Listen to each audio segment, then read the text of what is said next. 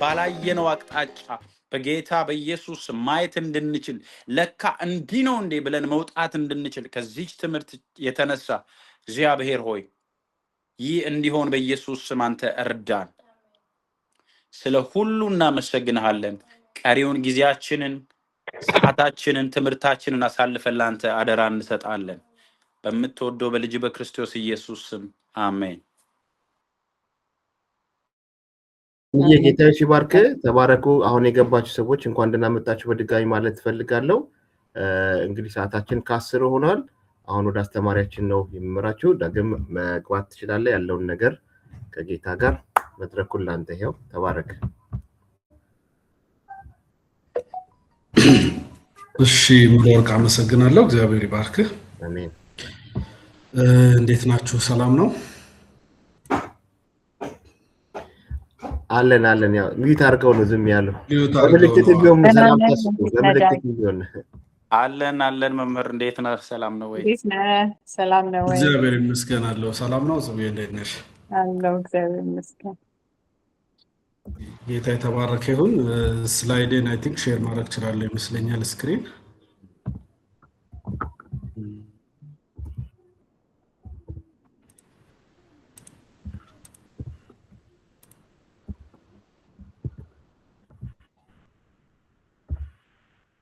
ይታያል? ይታያል።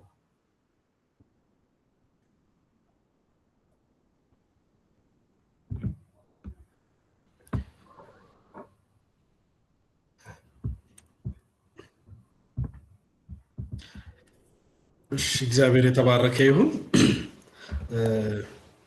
ትንሽ ራሳችንን ተዋውቀን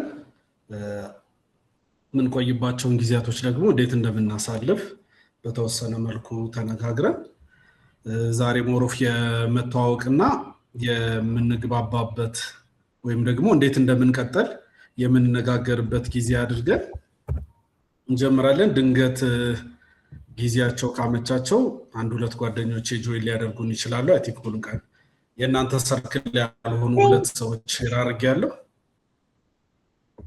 ድንገት አንዳንድ የትዳር ምስክርነቶች ምሳሌዎችን ስናገር ከመንገድ እንዳልወጣ እንዳልዋሻችሁ እንደ ጠባቂ ሆኖ ያገለግላሉ እነሱ።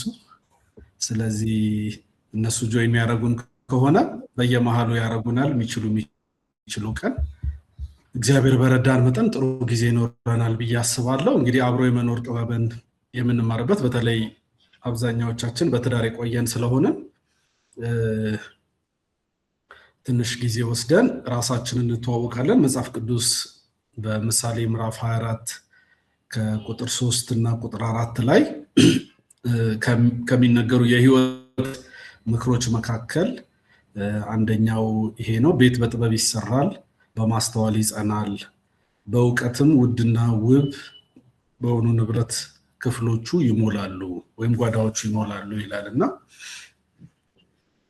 እንግዲህ ያው ስለ ትዳር ስለሆነ ይሄኛው በዋናነት የሚያወራው ብዙ የመጽሐፍ ቅዱስ አዋቂዎችም የሚግባቡበት ነው።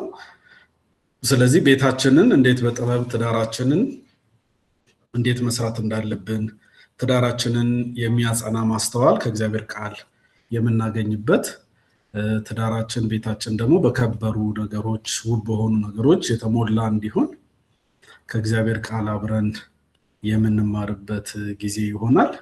ስለዚህ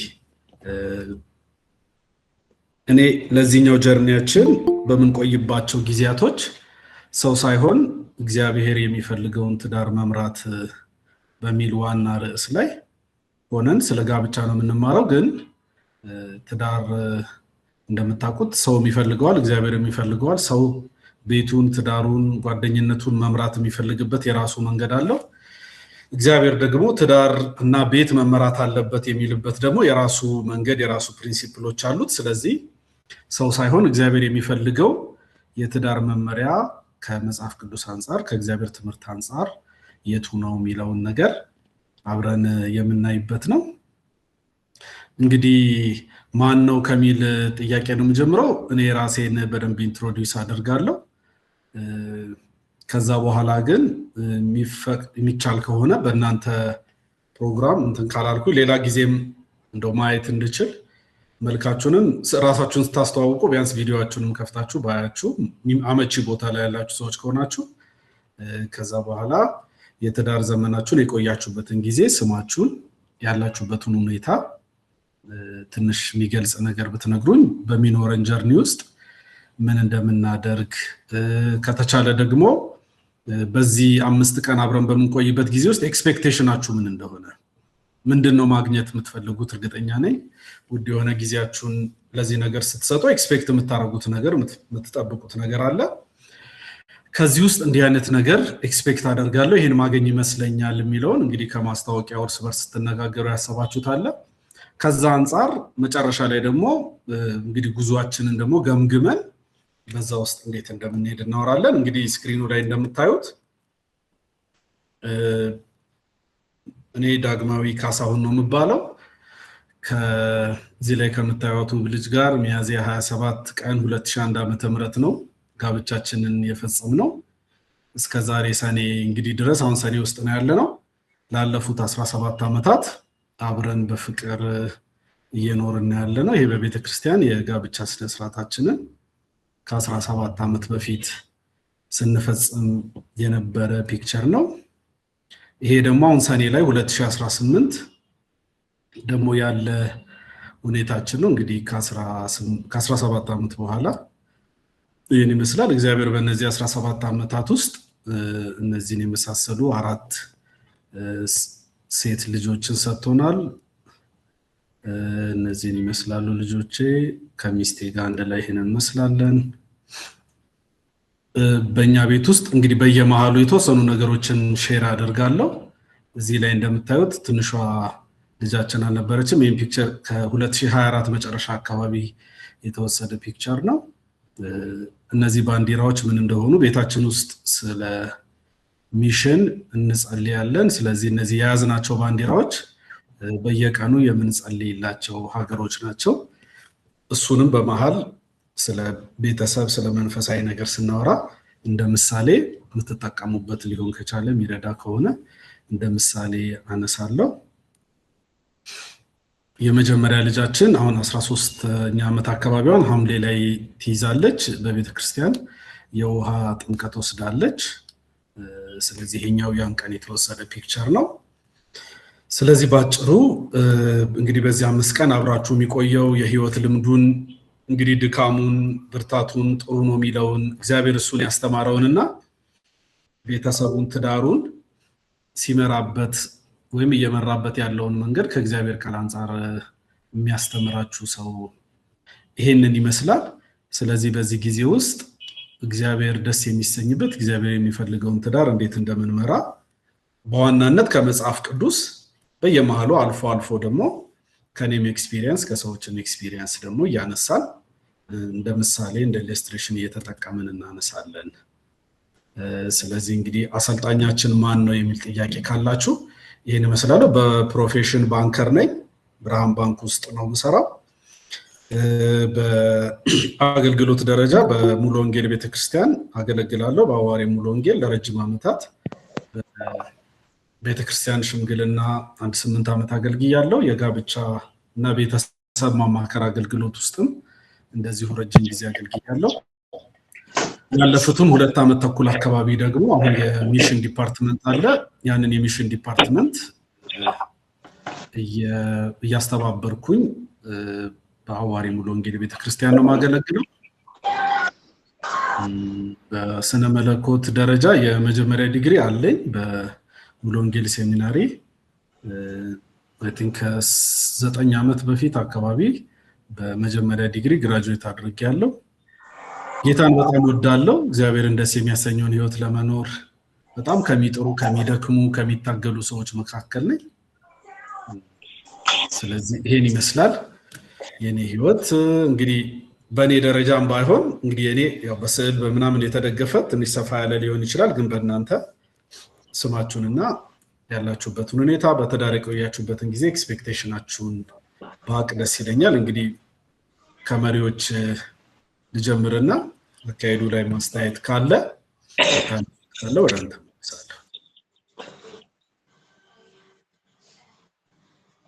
እግዚአብሔር አምላክ የተባረከ ይሁን። እንግዲህ እኔም ሆስት ሳደርግ ስለነበረ ይሄንን እኔ ልናገርና ከዛ ጽቤ ከዛ ቶሌ ከዛ አቡኮ እያለ ወደ ታች ይወርዳል ማለት ነው። እኔ ስሜ ያው ሙሉወርቅ አለሙ ይላል። ፎሩ ላይ እንደምታየው በቤተክርስቲያን ውስጥ ማስተማር ማገለግል ሰው ነኝ። የሶስት ልጆች አባት የአንዲት ሚስት ባለቤት ነኝ። የተጋባ ነው የዛሬ 14 ዓመት አካባቢ ነው የተጋባ ነውና መኖር የጀመርነው። እስካሁን ባለን አጠቃላይ እንቅስቃሴ ጥሩ ነው። ያው ከአንተ ከምታስተምሩ ኤክስፔክት የማደርገው ትዳርን በደንብ አጠንክሮ ለመሄድ የሚያስፈልጉ ነገሮች እንድትሰጠን ነው። ቅድምም ከጾቤ ጋር ስናወራ ነበር። አንዳንድ መታከም ካለበት ህክምና እንደገና ደግሞ ሰፕሊመንተሪም ካስፈልገው ያንን ሰፕሊመንተሪ ለማግኘት ነው ዛሬ እዚህ ጆይን ያደረኩት። ያንንም ኤክስፔክት አደርጋለሁ። አንዳንዴ ዝም ብዬ የምመራውን ነገር በትክክልና በአግባብ መምራት የምችልበትን አቅም አገኛለሁ ብዬ አስባለሁ። እኔ ባጭሩ ይሄንን እመስላለሁ። እግዚአብሔር አምላክ የተባረከ ይሁን። ከዛ ጽቤ ትቀጥላለች። ከዛም በኋላ ሌሎቹም ይገባሉ ማለት ነው። ጌታ ይባርክ። ይበቃል መሰለኝ አይደል?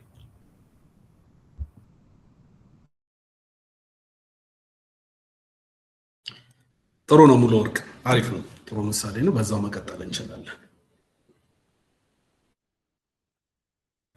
እጹብ ትቀጥያለሽ? እሺ ሙሉዬ እንዴት ዋላችሁ? እኔ እጹብ ድንቅ እባላለሁ። በጋብቻ 16 ዓመት አሁን ጁን 5 አለፈን። የሁለት ወንዶች ልጆች የ15 ዓመት እና የ10 ዓመት ወንዶች ልጆች እናት ነኝ። ከዚህ ፕሮግራም ኤክስፔክት የማደርገው ሙሌ ግን ኮርጀሃል። አሁን እያወራን ስለነበረ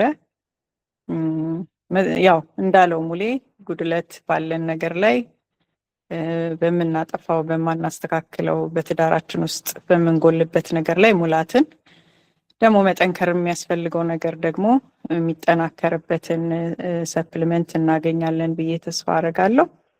that's my expectation። እግዚአብሔር ይባርካችሁ። ጌታ ይባርክሽ ጽብዬ። አቡኮ ወይም የማን ይሜ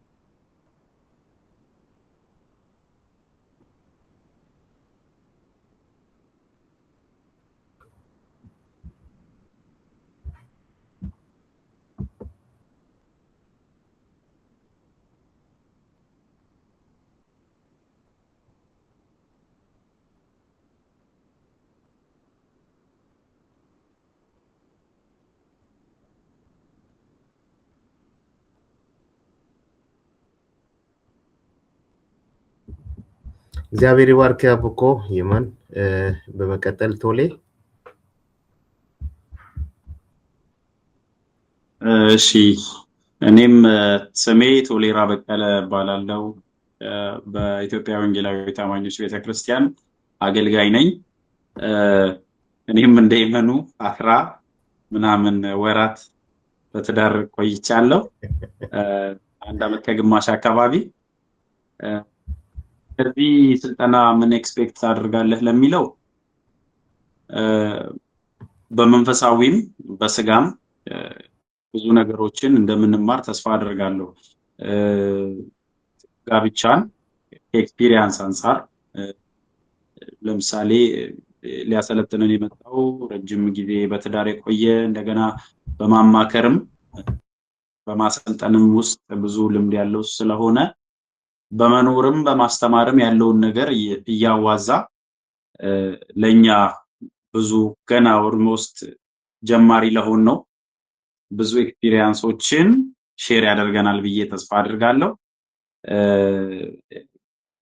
ወሬ ሳላበዛ ባጭሩ በመንፈሳዊውም በስጋውም ትዳርና ህይወት ላይ ብዙ ነገር ኤክስፔክት አደርጋለሁ። አመሰግናለሁ። እሺ የምትችል ከሆነ ፎቶውን ታሳየው ላስተማሪያችን ከቻል ካልቻልክ ችግር የለም።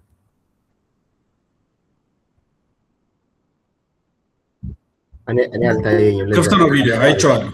እሺ ጥሩ። በመቀጠል ሪች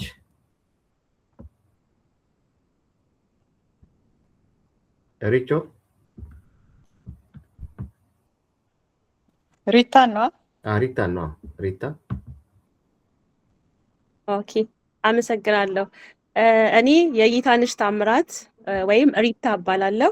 በኢትዮጵያ ወንጌላዊት ቤተክርስቲያን ውስጥ አገልጋይ ነኝ። በትዳር 2 ዓመት ከ2 ወር ሆኖናል። አሁን እግዚአብሔር ረድቶን እግዚአብሔር በመንታ ልጆች ባርኮናል። ወንድና ሴት ልጆች አሉን። የወንዱ ስም አሪኤል ይባላል፣ የሴቷ ደግሞ አቢጌል ይባላልና ያው እግዚአብሔር ቸር ነው። በ1 ዓመት ውስጥ ነው 2 ልጅ የሰጠን። በተጋባን በ1 ዓመት በተጋባን እለት በ24 አገባሁኝ። በ24 ወለድኳቸው ልጆቼን። 2 መንታ ልጆች ወልጃለሁ። እግዚአብሔር ረድቶን እስካሁን እንደ እግዚአብሔር ቃል በምንችለው ከቤተሰብም ከእግዚአብሔር ቃል በተማርነው ይሄን 2 ዓመት ከእግዚአብሔር ጋር ይሄን ትዳር እየመራን ነው። ከዚህ ፕሮግራም ከዚህ ስልጠና ኤክስፔክት ማደርገው ነገር ሊያሰለጥነን የመጣ ሰው በህይወትም በትዳርም ኤክስፒሪየንስ ሰው ስለሆነ በብዙም ደግሞ እውቀትም ስላለው እኛ ደግሞ ጀማሪም እንደመሆናችን ለሚቀጥለው ለትዳር ዓመቶቻችን በእውቀት በእግዚአብሔር ቃል ከሚያካፍለን ሰው ላይ ብዙ ትምህርት ተጠብቃለሁ። አመሰግናለሁ። ሪችዬ ጌታዬ ሲባርክሽ። አዚቲ እሺ ሰላም፣ እንዴት አመሻችሁ? አዜብ ኃይሌ ይባላለሁ። የ2 ልጆች እናት ነኝ። ያው በኢትዮጵያ ወንጌላዊት ውስጥ ነው ማገለግለው። ከተጋባን 11 ዓመት ሆኖኛል። ባለቤቴ አለማየሁ ነጋሳ ይባላል። እሱ ቤተክርስቲያን ውስጥ ያገለግላል። ምንድነው የምጠብቀው በትዳር ውስጥ ከዚህ ላገኘው የምፈልገው ትምህርት ኤክስፔክት የማደርገው እንዲሁ በባልና ሚስት ውስጥ የባል ድርሻ እና የሴት ድርሻ የሚለውን የተወሰነ ነገር ማየት ብንችል፣ ሁለተኛው ደግሞ ባለትዳሮች በፋይናንስ ላይ አያያዝ እሱንም ትንሽ ብናይ ደስ ይለኛል። እግዚአብሔር ይባርክ። መልካም ትምህርት እንጠብቃለን። ጌታም ይረዳል። እግዚአብሔር አምላክ ይባርክሽ አዚትዬ። እስካሁን ያቀረቡት የዚህ ፕሮግራም አዘጋጆች ኮሚቴዎች ናቸው። አሁን የምሄደው ወደ ቤተክርስቲያናችን ሽማግሌ ወደ ዮናስ ባዩ ይሆናል። ዮኒ እባክህ ራስን አስተዋውቀን።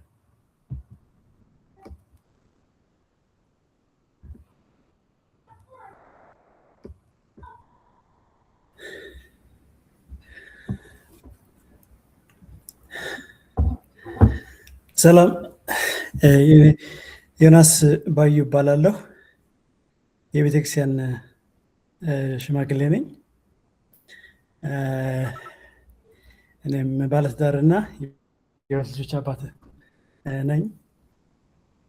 በትዳር ከ17 ዓመት በላይ ቆይቻለሁ። 2 ልጆች አሉኝ። መጀመሪያዋ 11 ዓመት፣ ሁለተኛው ኦልሞስት 9 ዓመት። ሰው ያው ጌታን ያገለገልን እንገኛለን። ቤተክርስቲያንም በሙያም ደግሞ መሐንዲስ ነኝ። እዚሁ በኢንጂነሪንግ ነው የምሰራው። እዚህ ኤክስፔክት ማደርገው ትዳር ያው ለእግዚአብሔር ቤት ስራ ለእግዚአብሔር ቤት መንግስት ኮር ስለሆነ ዋና ነገር ስለሆነ የትዳር ክቡርነት እና የእግዚአብሔር ሀሳብ መሆኑን በጥልቀት የምናይበት ነው ብዬ ተስፋ አድርጋለሁ። ረጅም ጊዜ የቆየንም ብንሆንም አዲስ ተጋቢዎች ትዳርን እግዚአብሔር በሰጠው መልኩ ይዘን የምንቀጥልበትን ስንቅ እናገኛለን ብዬ ተስፋ አድርጋለሁ። ከአንተ ካለህም ልምድ ለመካፈል ዝግጆች ነን። እግዚአብሔር ደግሞ ይረዳናል ብዬ ተስፋ አድርጋለሁ። ጌታ ይባርክህ። ሌሎቻችሁም ጌታ ይባርካችሁ። አሜን። ይሁንዬ፣ ጌታ ይባርክህ። ተባረክ። ሄኒ አለ። ሄኒ ያየሁት መሰለህ። ሄኒ አለ ኦር ምኞት ነው በሄኒ ቦታ የገባችሁ?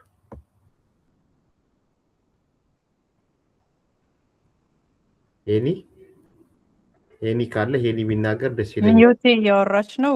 ሚዩት ነሽ ምኞትዬ። እሺ ምኞቴ ሚዩት ነሽ ምኞት። እሺ ሙሌ ሄኒ ቸርች ነው አይደል? እና ያው እሱን ወክዬ እናገራለሁ። እንዴት አመሻችሁ ቅዱሳን።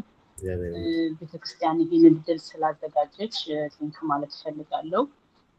ያው ሁላችሁም እንዳላችሁት ትዳር የተከበረ ነገር ነው። የእግዚአብሔር ዓላማ ያለበት ነገር ነው። ይሄ እድል መዘጋጀቱ እንዳለ ሆኖ ደስ ብሎኛል። አስተማሪያችን ብዙ የትዳር ልምዶችን ያካፍለናል ብዬ ተስፋ አደርጋለሁ። ኤክስፔክት ግን የማደርገው ምንድን ነው፣ ትዳር አንድ ጊዜ የተገባበት ተቋም ቢሆንም እለት እለት ስራ ይፈልጋል። እንዴት ሜንቴን ማድረግ እንዳለብንና ካልሰራ ነው የሚፈርስበት አጋጣሚ አለ። ያው ብዙዎች እንደሰማ ነው እና ትዳርን እለት በእለት እንዴት ነው መስራት ያለብን ፍሎሪሽ እያደረገ እንዲሄድ የሚለውን ነው ኤክስፔክት ማድረግ። ተባረኪ ምኞት፣ የጌታ ሲባርክሽ። ሌላው እሺ፣ አሁን የቮለንቲርስ መግባት ይችላል። ራሱን ማስተዋወቅ የሚፈልግ እጁን እያወጣ መግባት፣ እጃችሁን እያወጣችሁ ራሳችሁ ማስተዋወቅ ትችላላችሁ።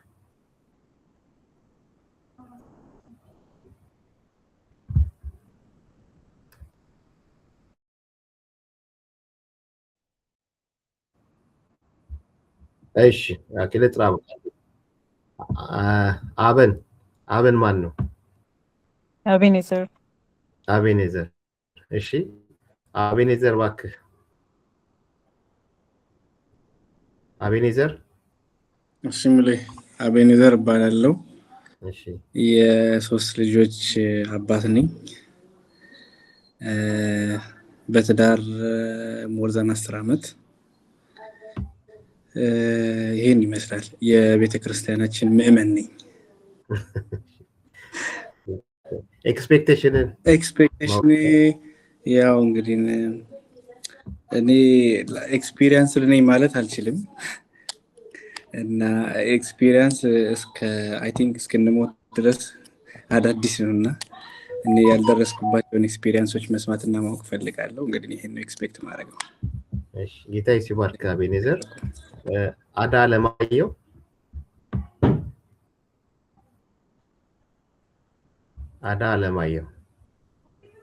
ሰላም ለእናንተ ቅዱሳን። አሜን። መና አለማየሁ እባላለሁ። በእርግጥ ባለ ትዳር አይደለሁም፣ ግን ወደዛው መንገድ ላይ ስላለው ጆይን አድርጌያለሁ። ከዚህ ትምህርት የምጠብቀው እንግዲህ ባለ ትዳር ስላልሆንኩኝ በትዳር ውስጥ ያሉ ችግሮችን እንዴት መፍታት እንዳለብኝ፣ ከዛ ደግሞ የእግዚአብሔርን ሐሳብ በትዳር ውስጥ ያለውን እስከ ፍጻሜው ለማድረስ በምን አይነት መንገዶችና መርሆች መሄድ እንዳለብኝ ለማወቅ እና መንገዶቹን ለመከተል ይህንን ኤክስፔክት አድርጌ የሚገባውትን ያመሰግናለሁ። መና የጌታ ሲባርክሽ። ተባረኪ። ብሩክ ተስፋዬ።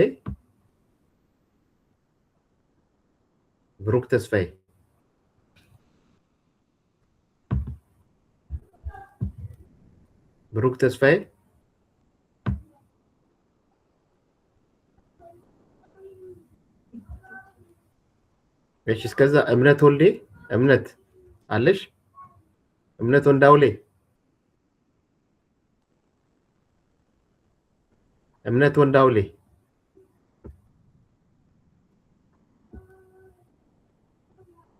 ወንዳውሌ።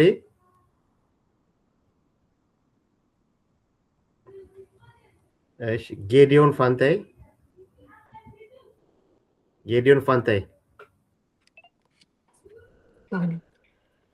እንዴት አመሻችሁ? እግዚአብሔር ይመስገን። እንግዲህ ስሜ ጌዲዮን ፋንታ ይባላለሁ። የሶስት ልጆች አባት ነኝ። በጋብቻ 10 ዓመት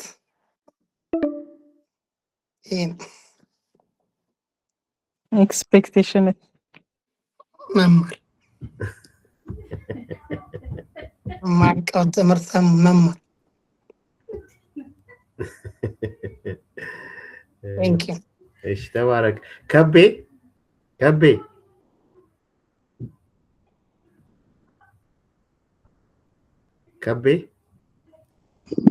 ወይ ሰላም ነው? እግዚአብሔር ይመስገን። ከቤ ራስን አስተዋውቀን እባክህ። እሺ መንገድ ላይ ነኝ። እሺ ከበደ አቤቤ እባላለሁ። የሶስት ልጆች አባት ነኝ እና በትዳር ደግሞ ወደ 20 አካባቢ ተጠግቻለሁ መሰለኝ። አሁን ጥር ሲመጣ 20 እሞላለሁ እና ያው መንገጫገጭም ቢኖር ይሄን ያክል ትሄዳለህ። በመሀል ደግሞ ያለውን ነገር ደግሞ እያስተካከልክ ትሄዳለህ። ማንም ደግሞ ፍጹም የለም። ያው መጋጨት ይኖራል፣ መታረቅ ይኖራል፣ ደግሞ መቆራረፍ ይኖራል። ማታ ብትጣላ ጠዋት ብትጣላ ማታ ትታረቃለህ። እንደዚህ አይነት እያለ 20 ዓመት ሞልቷል። ዛሬ ደግሞ ያው ከትምህርቱ ደግሞ እኛ ያየነውም ያላየነውንም እንማራለን ብዬ አስባለሁ። አመሰግናለሁ። ተባረክሽ። ጌታ ይባርክህ። እኔ ባለኝ ሊስት ሙሉወርቅ አባተ ሙሌ። አቤት አለን። ሰላም ለሁላችሁም ይሁን። ስሜ ሙሉወርቅ አባተ ይባላል። በኢትዮጵያ ወንጌላዊት ቤተክርስቲያን ውስጥ አገልጋይ ነኝ። ባለትዳር አይደለሁም። ለመግባት መንገድ ላይ ነኝ ልክ እንደ ሀና እና ብዙ ይጠብቃሉ። ፈርስት ታይም ነው ጆይን ማድረገው። አይምሮዬ ክፍት ነው ብዙ ለመማር ከእናንተ ኤክስፒሪየንስም ከትምህርቱም ብዙ ነገር እወስዳለሁ ብዬ ተስፋ አድርጌያለሁ። ይሄ ነው። እሺ ጌታ ይባርካችሁ። ሌላ ሰው ከመሄድ በፊት አንድ ማስታወቂያ አለ። ጎግል ሊዘጋ ስለሆነ ሌላ ሊንክ ይኖረናል። ልክ ሲዘጋ ሌላ ሊንክ እንልክላችኋለን። በዛ ሊንክ ትገባላችሁ አይደል? ይመኑ እንደዛ ነው።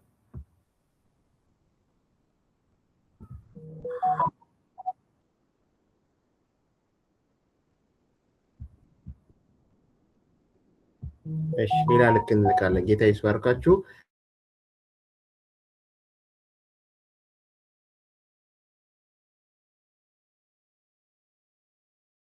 ሙሉ ድምጽ ጠፍቷል መሰለኝ።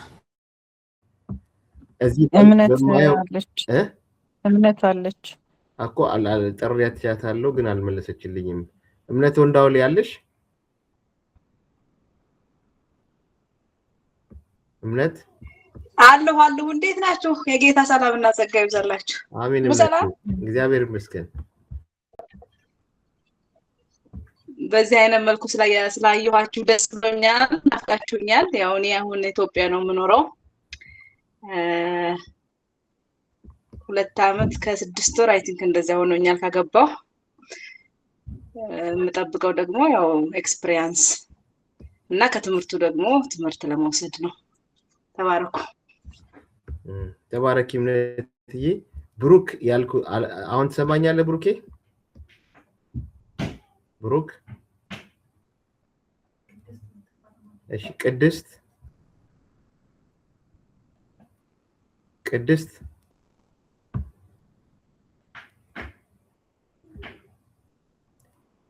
ኩፋ። እሺ ኩፋ እንዴት ናችሁ? ሰላም ናችሁ ወይ? እግዚአብሔር ይመስገን። እንኳንም ሰላም ናችሁልን። አሜን። ያው እኔም በትዳር ወደ 4 ዓመት ሆኛለሁ። አንድ ልጅ አባት ነኝ።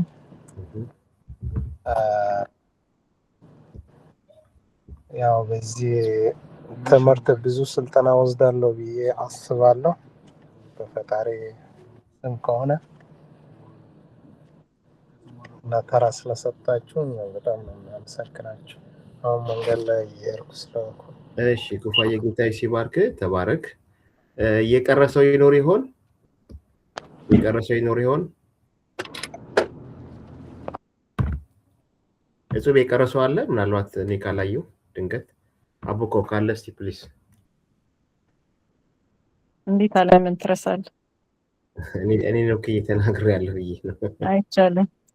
እንደዛ ዓለም ሀና ዓለም ሌሎችም ልጆች አሉ። እንደዛ ከሆነ እሺ ዓለምዬ ትናገራለች። ሀና ትናገር። ዓለምዬ ተናገሪ።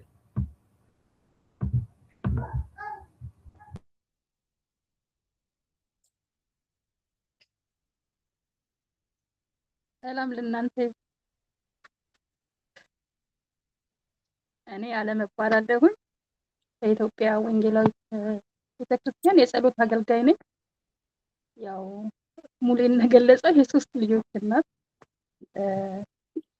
እግዚአብሔር ረድቶን በትዳር 14 ዓመታችንን ይዘናል። ከትምህርቱ በጣም ኤክስፔክት የማደርገው ብዙ ነገር አለ። ራሴን ወክዬ የምር እግዚአብሔር እንዲያስተምረኝ በጣም ጸልያለሁ።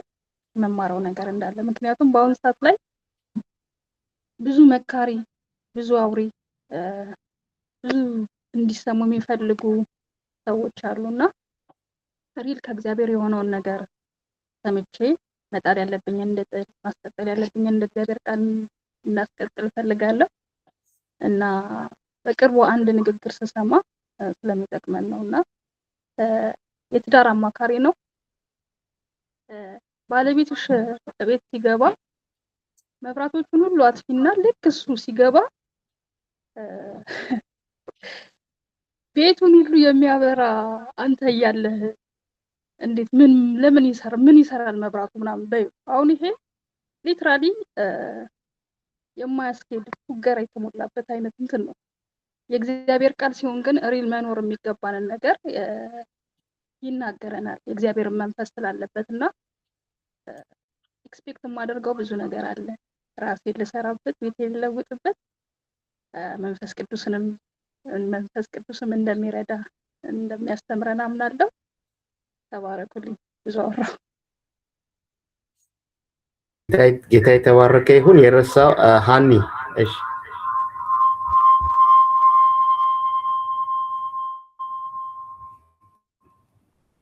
እሺ ሀና እባላለሁ።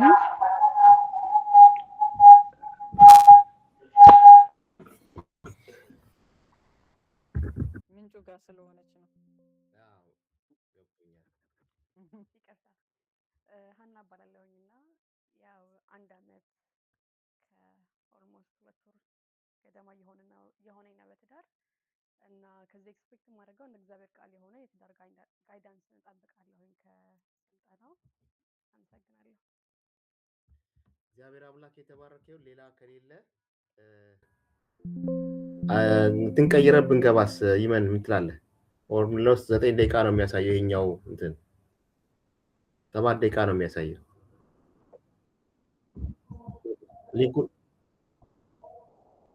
ሊንኩን ሼር ታደርገናለህ? ሊንኩን ሼር አድርገና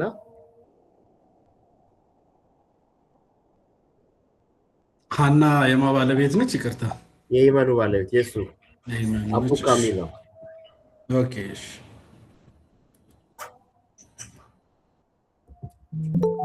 እስኪ የለችም እንዴ ቶሌ? እንውጣ ከዚያ ይሜ አለች።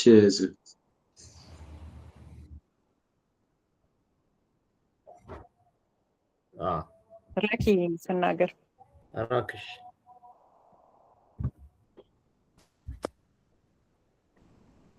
ያ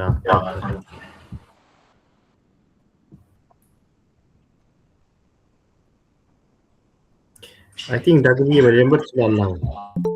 እሺ እሺ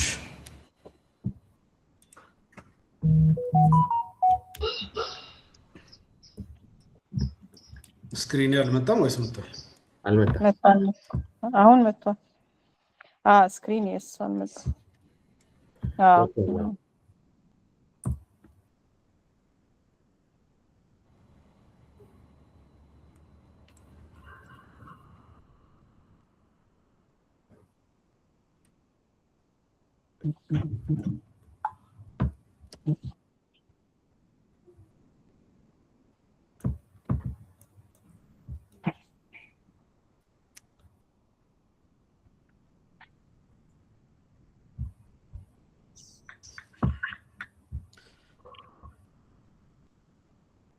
ስማቸውን አይ ቲንክ ሚስ ካረኩኝ ቅድም። የቤተሰቤ ስም ይሄን ነው የሚመስለው። ባለቤቴ ሰብለ መኮንን ነች። አኒኤል፣ ላኤል፣ አናኤል እና ኤፍራኤል የሚባሉ ልጆች ናቸው ያሉኝ። እነሱን በየመሃሉ እንግዲህ እንደየአስፈላጊነቱ በአንዳንድ ምሳሌዎች ላይ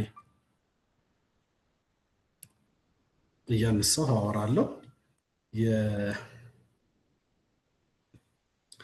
ይሄ ፒክቸር እንደው ስናየው ሁልጊዜ ህይወቴን ሳስብ ህይወቴን የምመራበትን አንዳንድ ፕሪንሲፕሎች ሳስብ ይሄኛውን ስዕል ከተወሰነ ጊዜ ጀምሮ በጣም ነው ሁሌ የማስበው እና በቅርብ ዛሬ በህይወት አብረውን የሌሉ ሰዎች ከቤተሰብም ከጓደኛም በተለያዩ አጋጣሚዎች ስናይ ይሄኛው ጥቅስ በጣም ብዙዎቻችንን የሚገልጸን ይመስለኛል እና ዛሬም እኛ የምንኖረውን ህይወት ስናየው ይሄን ይመስላል እና ይህ ሰው አንድ የሞተ ሰው መቃብር ላይ የተጻፈ ነው እና የምቆይ ይመስለኝ ነበረ ይላል እና አንዳንድ ጊዜ በህይወታችን በምንኖርበት ዘመን ምን ያህል የምንቆይ ነው የሚመስለን።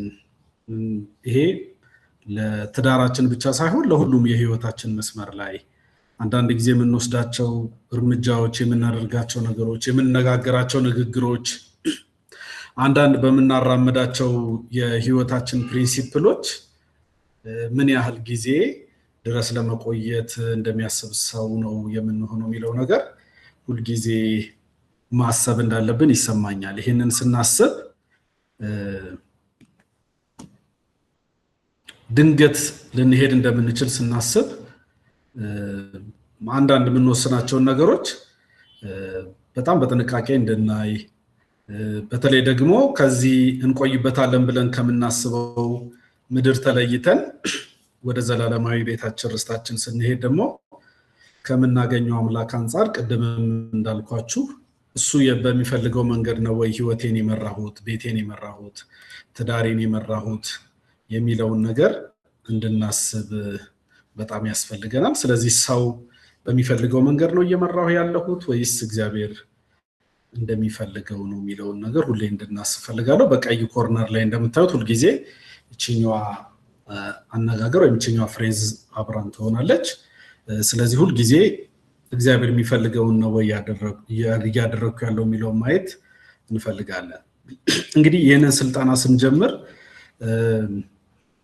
ምንድን ነው እንደው በተለይ እንዲህ አይነት ስልጠና ትምህርቶች ስንማር እግዚአብሔር ይባርካችሁ። ቅድም እንደሰማሁት ብዙዎቻችሁ በቤተክርስቲያን የምታገለግሉ እንደሆኑ አስተውያለሁ ከንግግራችሁና ምንድነው አንዳንድ ጊዜ የምንሳሳተው እንዲህ አይነት ነገሮችን ስናደርግ ወይም እኛም ሰሚዎችም ስንሆን ተቀባዮችም ስንሆን ወይም ተናጋሪዎችም ስንሆን ምንድነው የምንረሳው ብለን ስናስብ አንዱ ትልቁ ችግር የምናውቃቸውን በጣም ትናንሽ ወይም ጥቃቅን የሚመስሉ ተራ የሚመስሉ ቀላል የሚመስሉ ነገሮችን ማድረግ አለመቻላችን ነው በጣም ትልቁ ችግር። ከበድ ያሉ ርዕሰ ጉዳዮችን አለማወቃችን አይደለም። አንዳንዶቻችን በፕሮፌሽኖቻችን ትላልቅ ነገሮችን እናውቃለን፣ በአገልግሎት ብዙ ነገሮችን እናደርጋለን።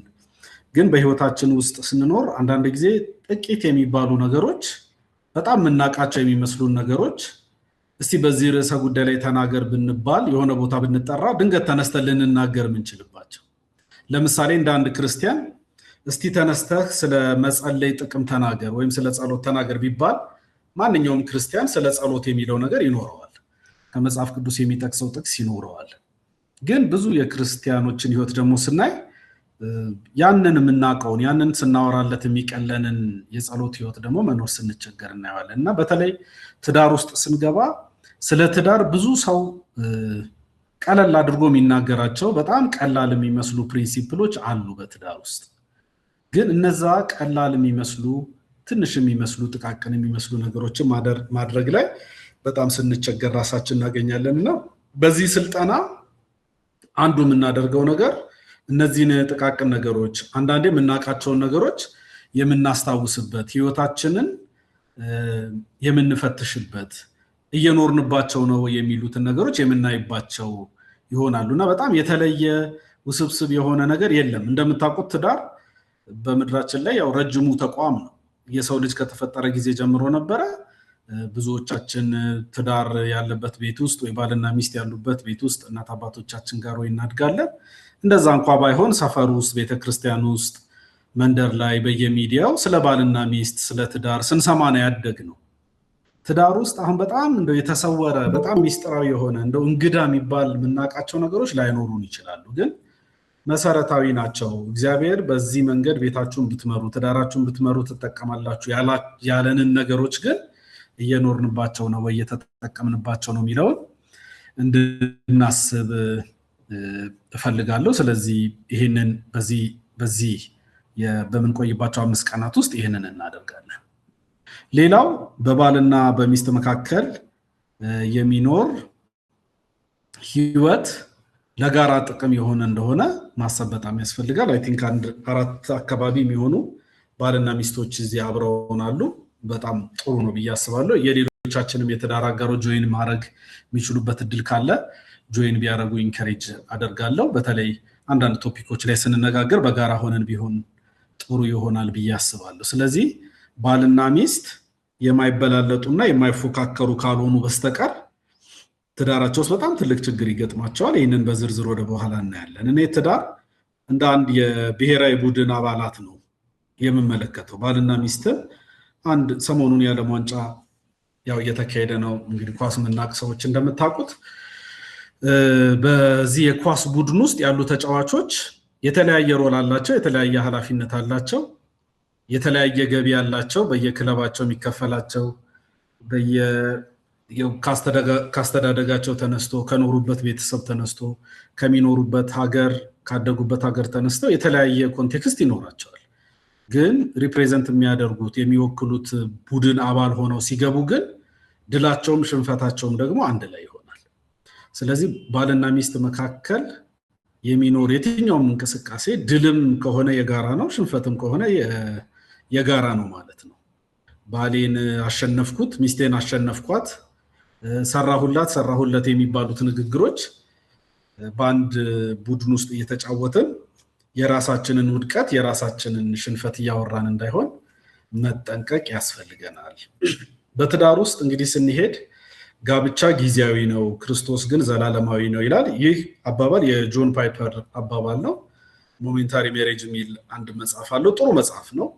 ትንሽ ሰፋ ያለ መጽሐፍ ነው። የእንግሊዘኛ መጽሐፍ ነው። አይ ቲንክ በአማርኛም የተተረጎመ ይመስለኛል። ጆን ፓይፐር ሁልጊዜ ትዳር ጊዜያዊ እንደሆነ ማሰብ አለብን ይላል። ጊዜያዊ ማለት ያው እዚህ ምድር ላይ እስካለን ድረስ ብቻ የሚቆይ ከዚህ ምድር ስንለይ ደግሞ አብሮን የማይቀጥል እንደሆነ ማሰብና ትዳራችንን ስናስብ ዘላለማችን ላይ ኢምፓክት የሚኖረው ነገር እንደሆነ ከጌታ ጋር ባለን ህይወት እንደሆነ መረዳት ያስፈልገናል። የመጀመሪያው ቶፒክ ዛሬ እናየዋለን ብዬ የማስበው የጋብቻን ምንነት መረዳት የሚል ነው። ያው ለአንዳንዶቻችን በቸርች የምታስተምሩት ይሆናል። ቅድም እንዳልኩት ነው። አንዳንዱ ነገር ለማስታወስ ነው።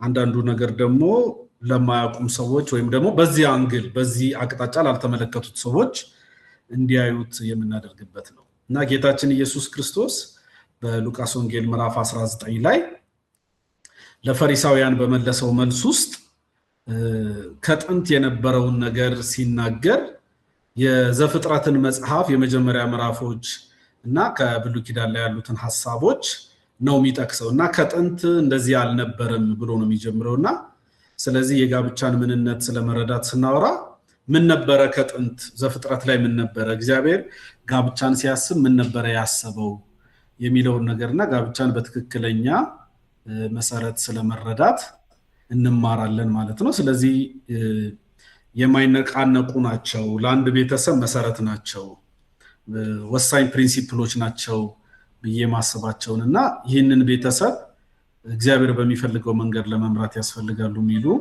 ሐሳቦቹን አውዶቹን በደንብ እየዳሰስን አብረን እንመለከታለን ማለት ነው። እንግዲህ የጋብቻን ምንነት ስንረዳ የጋብቻ ጀማሪና ባለቤት እግዚአብሔር እንደሆነ መረዳት የመጀመሪያው ቶፒካችን ነው። በዘፍጥረት ምዕራፍ 2 ቁጥር 18 ላይ ስክሪኑ ላይ እንደምታዩት እግዚአብሔር አምላክም አለ፣ ቦልድ ያደረኩት እኔ ያደረኳቸው ናቸው፣ ሰው ብቻውን ይሆን ዘንድ መልካም አይደለም፣ የሚመቸውን ረዳት እንፍጠርለት። እግዚአብሔር አምላክም በአዳም ከባድ እንቅልፍ ጣለበት፣ አንቀላፋም፣ ከጎኑም አንዲት አጥንትን ወስዶ ስፍራውን በስጋ ዘጋው። እግዚአብሔር አምላክም ከአዳም የወሰዳትን አጥንት ሴት አድርጎ ሰራት፣ ወደ አዳምም አመጣት ይላል። እና ይሄ እንግዲህ የባልና ሚስት የመጀመሪያው ምዕራፍ የመጀመሪያው ጋብቻን ምንድነው የሚመስለው? ባል ምንድነው? ሚስት ምንድነው ብለን ስናስብ ይሄ ተቋም እንዴት ተጀመረ? በምን ዓላማ ተጀመረ ስንል መጀመሪያ የምናገኘው የመጽሐፍ ቅዱስ ክፍል ነው። ይህን ክፍል በደንብ አስተውለን ካየነው በተለይ ቦልድ ያደረኳቸውን ነገሮች ካያቸዋቸው ሁሉም ንግግሮች የሰው ንግግሮች አይደሉም። ሰው ብቻውን ይሆን ዘንድ መልካም አይደለም ያለው ማን ነው? እግዚአብሔር ራሱ ነው። የሚመቸውን ረዳት እንፍጠርለት ያለው ማን ነው? እግዚአብሔር ራሱ ነው።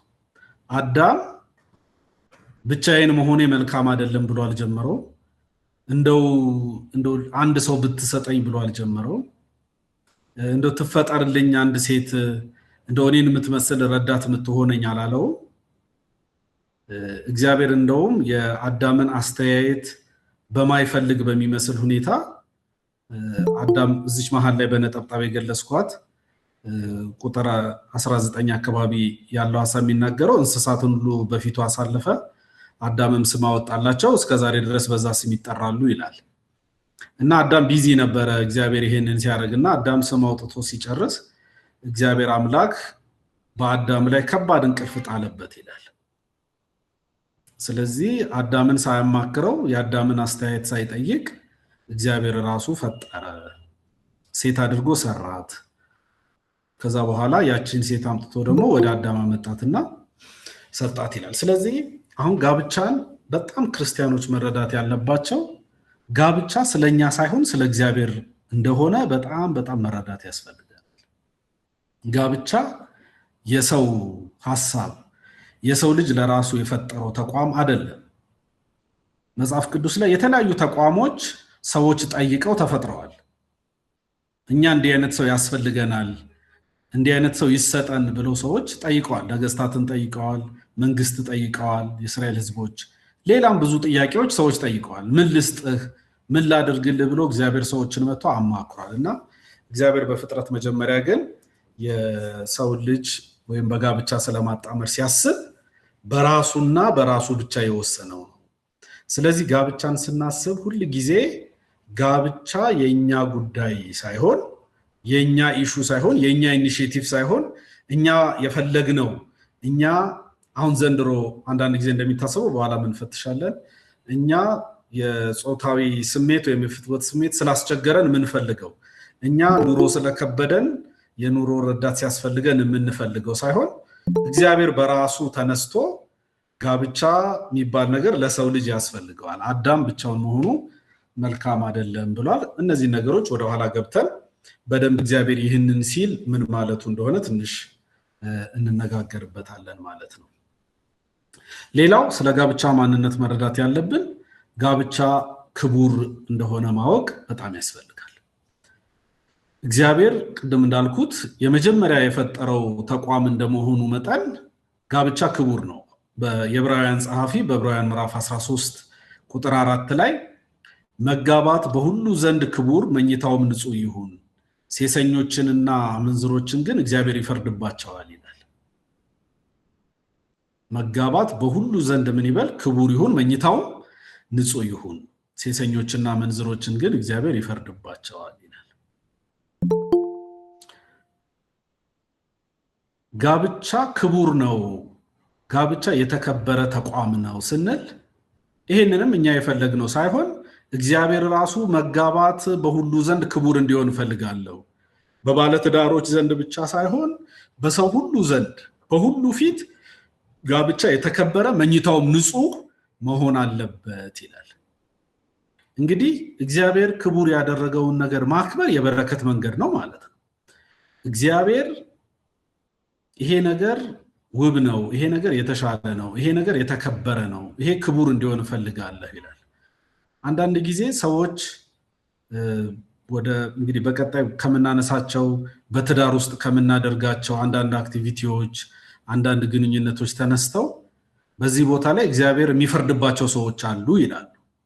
ሴሰኞች፣ አመንዝሮች ሲል ባልና ሚስት የሚያደርጉትን ነገር ከጋብቻ ውጭ የሚያደርጉ ሰዎች ማለት ነው። የተለየ ነገር የሚያደርጉ ሰዎች ማለት አይደለም። አሁን በጋብቻ ውስጥ የምናደርጋቸውን ብዙ ነገሮች ከጋብቻ ውጭ ማድረግም እንችላለን። ብዙ ሰዎችም ዛሬ ያንን እያደረጉ ነው። እግዚአብሔር ግን መጋባት በሁሉ ሰው ዘንድ ክቡር እንዲሆንለት ይፈልጋል። በጋብቻ ውስጥ እንዲጠበቁለት፣ በጋብቻ ውስጥ እንዲሆኑለት የሚፈልጋቸው ነገሮች አሉት። ስለዚህ እኛ ክርስቲያኖች የዚህ ክቡር ተቋም እግዚአብሔር በሁሉ ዘንድ ክቡር ይሁንልኝ ያለው ተቋም ክብር አስጠባቂዎች ነን ማለት ነው። ስለዚህ የእኛን ጋብቻ ሊሆን ይችላል፣ በቤተ ክርስቲያን ስለ ጋብቻ ስናስተምር ሊሆን ይችላል፣ በቤታችን በሰፈራችን ስለ ጋብቻ ስናስብ በሰው ሁሉ ዘንድ ፊት ክቡር ስለሆነ ተቋም ያውም እግዚአብሔር ክቡር እንዲሆን ስለፈለገው ተቋም ነው። ዛሬ በዓለማችን ላይ ሰይጣን በጣም ሊያቃልላቸው ከሚሞክራቸው ተቋማት መካከል ትልቁና የመጀመሪያው ትዳር ነው።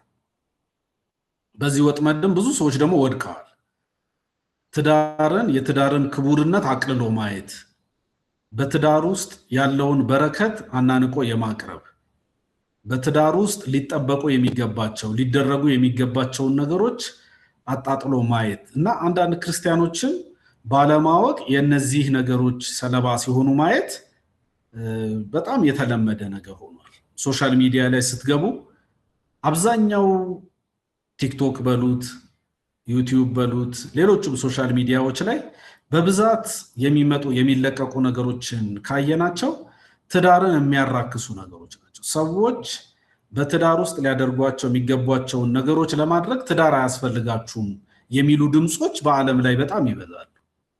እንደውም በትዳር መታሰር ጋብቻ መፈጸም በጣም አሳፋሪ ነገር እንደሆነ አንዳንድ ትላልቅ ሾዎች ስታዩ ቤተክርስቲያን ላይ በሚደረጉ የቃል ኪዳን ጋብቻዎች ሲቀልዱ ይታያሉ። እንደዚህ ብለሽ ቃል ኪዳን ገባሽ ሆይ፣ እንደዚህ ብለህ ገባ ሆይ እየተባባሉ ሰዎች የሚያሾፉበት ሆኗል። ምክንያቱም እግዚአብሔር ሊያከብረው የፈለገውን ነገር ደግሞ ሴጣን ሊያዋርደው ይፈልጋል ማለት ነው። ስለዚህ ክርስቲያኖች ይህንን የተከበረ ተቋም የማስጠበቅ የማስከበር እውነትም እግዚአብሔር ክቡር ነው ያለው ተቋም ክቡር ነው ብለን ከእግዚአብሔር ጋር ወግነን ልንቆም ይገባናል ማለት ነው። ስለዚህ ጋብቻ የእግዚአብሔር መሆኑ ብቻ ሳይሆን የኔ ነው ያለው ይህ ተቋም ደግሞ በሁላችን ዘንድ የተከበረ እንዲሆን እግዚአብሔር ይፈልጋል ማለት ነው። ስለዚህ ከዓለም ጋር ጋብቻችንን ስንጠብቅ ዛሬ ቀደም ብዙዎቻችሁ ኤክስፔክቴሽን ላይ እንዳነሳችሁት ከዚህ ትምህርት ወስዳችሁ በትዳራችሁ ላይ ተግባራዊ ለማድረግ ስታስቡ እግዚአብሔርን የሚያሳይ ትዳር ስለመስራት ልናስብ ነው ማለት ነው።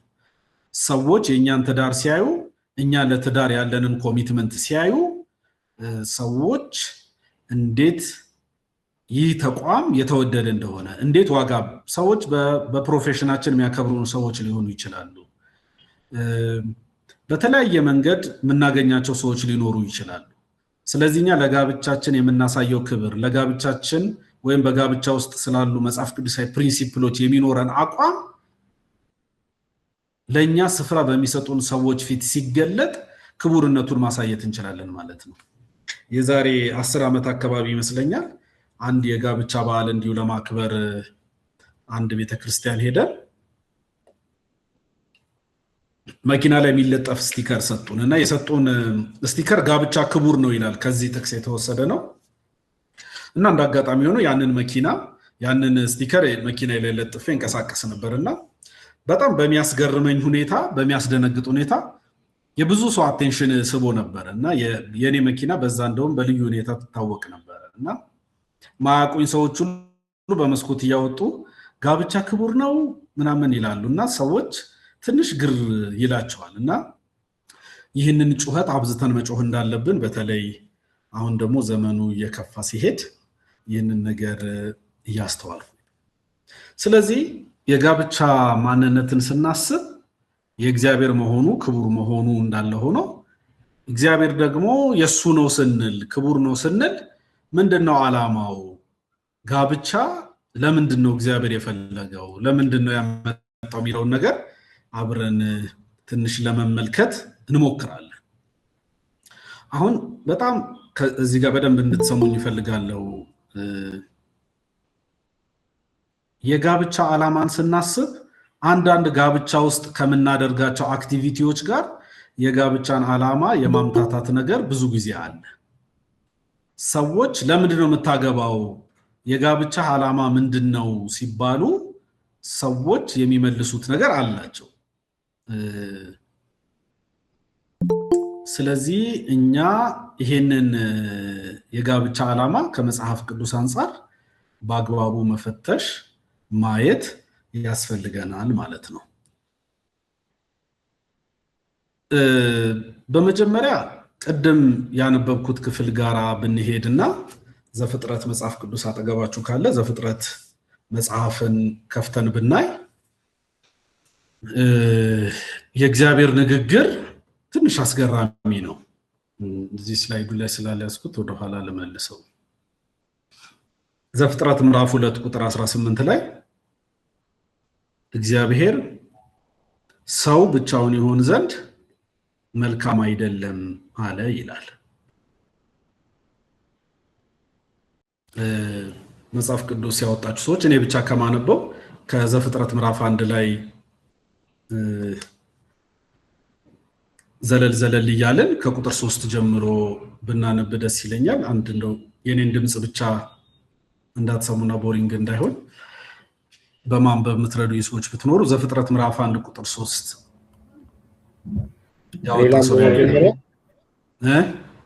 መጀመሪያ ላይ አንብብ።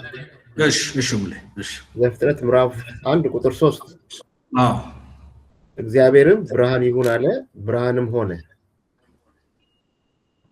እሺ እስከ ቁጥር 5 አንብብ። እሺ እግዚአብሔርም ብርሃኑ መልካም እንደሆነ አየ፣ እግዚአብሔርም ብርሃንን ጨለማ ለየ፣ እግዚአብሔርም ብርሃኑን ቀን ብሎ ጠራው፣ ጨለማው ሌሊት አለው፣ ማታም ሆነ ጠዋትም ሆነ አንድ ቀን። ስለዚህ እግዚአብሔር ብርሃን ይሁን አለ። ከዛ በኋላ እግዚአብሔር ያደረገውን ያዘዘውን የተፈጠረውን ነገር አየና እግዚአብሔር ምን እንደሆነ አየ ይላል? ብርሃኑ መልካም እንደሆነ አየ ይላል።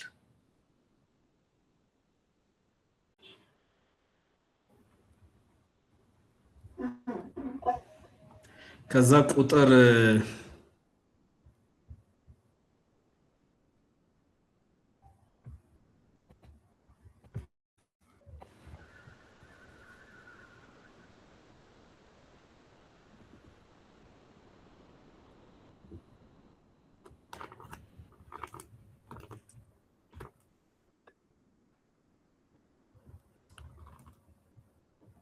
ቁጥር 9 ላይ እስከ 10 ማን ያነብልናል? እጹብ ካወጣች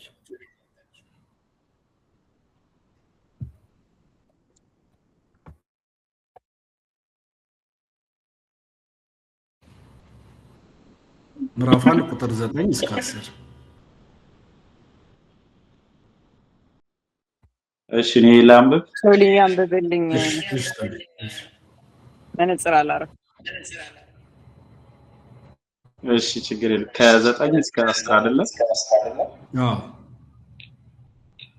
እግዚአብሔርም ከሰማይ በታች ያለውን ውሃ በአንድ ስፍራ ይሰብሰብ፣ የብሱም ይገለጥ አለ። እንዲሁም ሆነ። እግዚአብሔርም የብሱን ምድር ብሎ ጠራው፣ የውሃ መካከለኛውንም ባህር አለው። እግዚአብሔርም ያ መልካም እንደሆነ አየ። እሺ አሁን በዚህ ቦታም እግዚአብሔር ከሰማይ በታች ያለውን ውሃ ላይ እያለ ይሄዳል። ስለዚህ እናንተ ዘፍጥረት ምዕራፍ 1ን አንብቡትና ልክ ዘፍጥረት ምዕራፍ 2 ቁጥር 18 ላይ ስንሄድ እንደገና ያው ዘፍጥረት ምዕራፍ 1 እና ምዕራፍ 2 ላይ ምዕራፍ 2 ትንሽ ሰመራይዝ አድርጎ የፍጥረትንም ታሪክ ያነሳና እግዚአብሔር ሰው ብቻውን ይሆን ዘንድ መልካም አይደለም ብሎ ደግሞ ሲናገር እናየዋለን። እግዚአብሔር ከዘፍጥረት መጀመሪያ ጀምሮ የፈጠራቸውን ፍጥረታቶች በሙሉ እየተመለከተ ከዛ ሰውን በመልካችን እንደ ምሳሌያችን እንፍጠር አለ እግዚአብሔር። ለሰው የፈጠረበትን ፐርፐዝ ነገረው፣ ምድርን ስለመሙላት አወራው። ከዛ በኋላ እግዚአብሔር ተመልክቶ ፍጥረቱን ሁሉ አይቶ ምዕራፍ 2 ላይ ስንገባ ይሄንን ሰመራይዝ ያደርግና ስለ ኤደን ገነት ይነግረናል። እንዴት እጅግ ያማረ ቦታ እንደነበረ እግዚአብሔር የፈጠረውን ነገር በሙሉ ተመልክቶ እግዚአብሔር እነዛ ነገሮች ሁሉ እንዴት መልካም እንደሆኑ ከተናገረ በኋላ ቁጥር 18 ላይ ምዕራፍ 2 ላይ መጥቶ እግዚአብሔር ሰው ብቻውን ይሆን ዘንድ መልካም አይደለም፣ የሚመቸውን ረዳት እንፍጠርለት አለ ይላል። ለምን ይመስላችኋል? እግዚአብሔር ምን እያለ ነው? እግዚአብሔር የፈጠረውን ፍጥረት በሙሉ ተመልክቶ መልካም ነው እያለ መጥቶ ጋብቻን የፈጠረበት ጋብቻን የጀመረበት ቦታ ስንመለከት ደግሞ ሰው ብቻውን ይሆን ዘንድ መልካም ስላልሆነ ለዚህ ሰው የምትመቸው ረዳት ወይም የሚመቸውን ረዳት ልንፈጥርለት ይገባል አለ ይላል። አሁን የጋብቻ ምንነት ይሄንን በደንብ ከመረዳት ይመነጫል ብዬ አምናለሁ።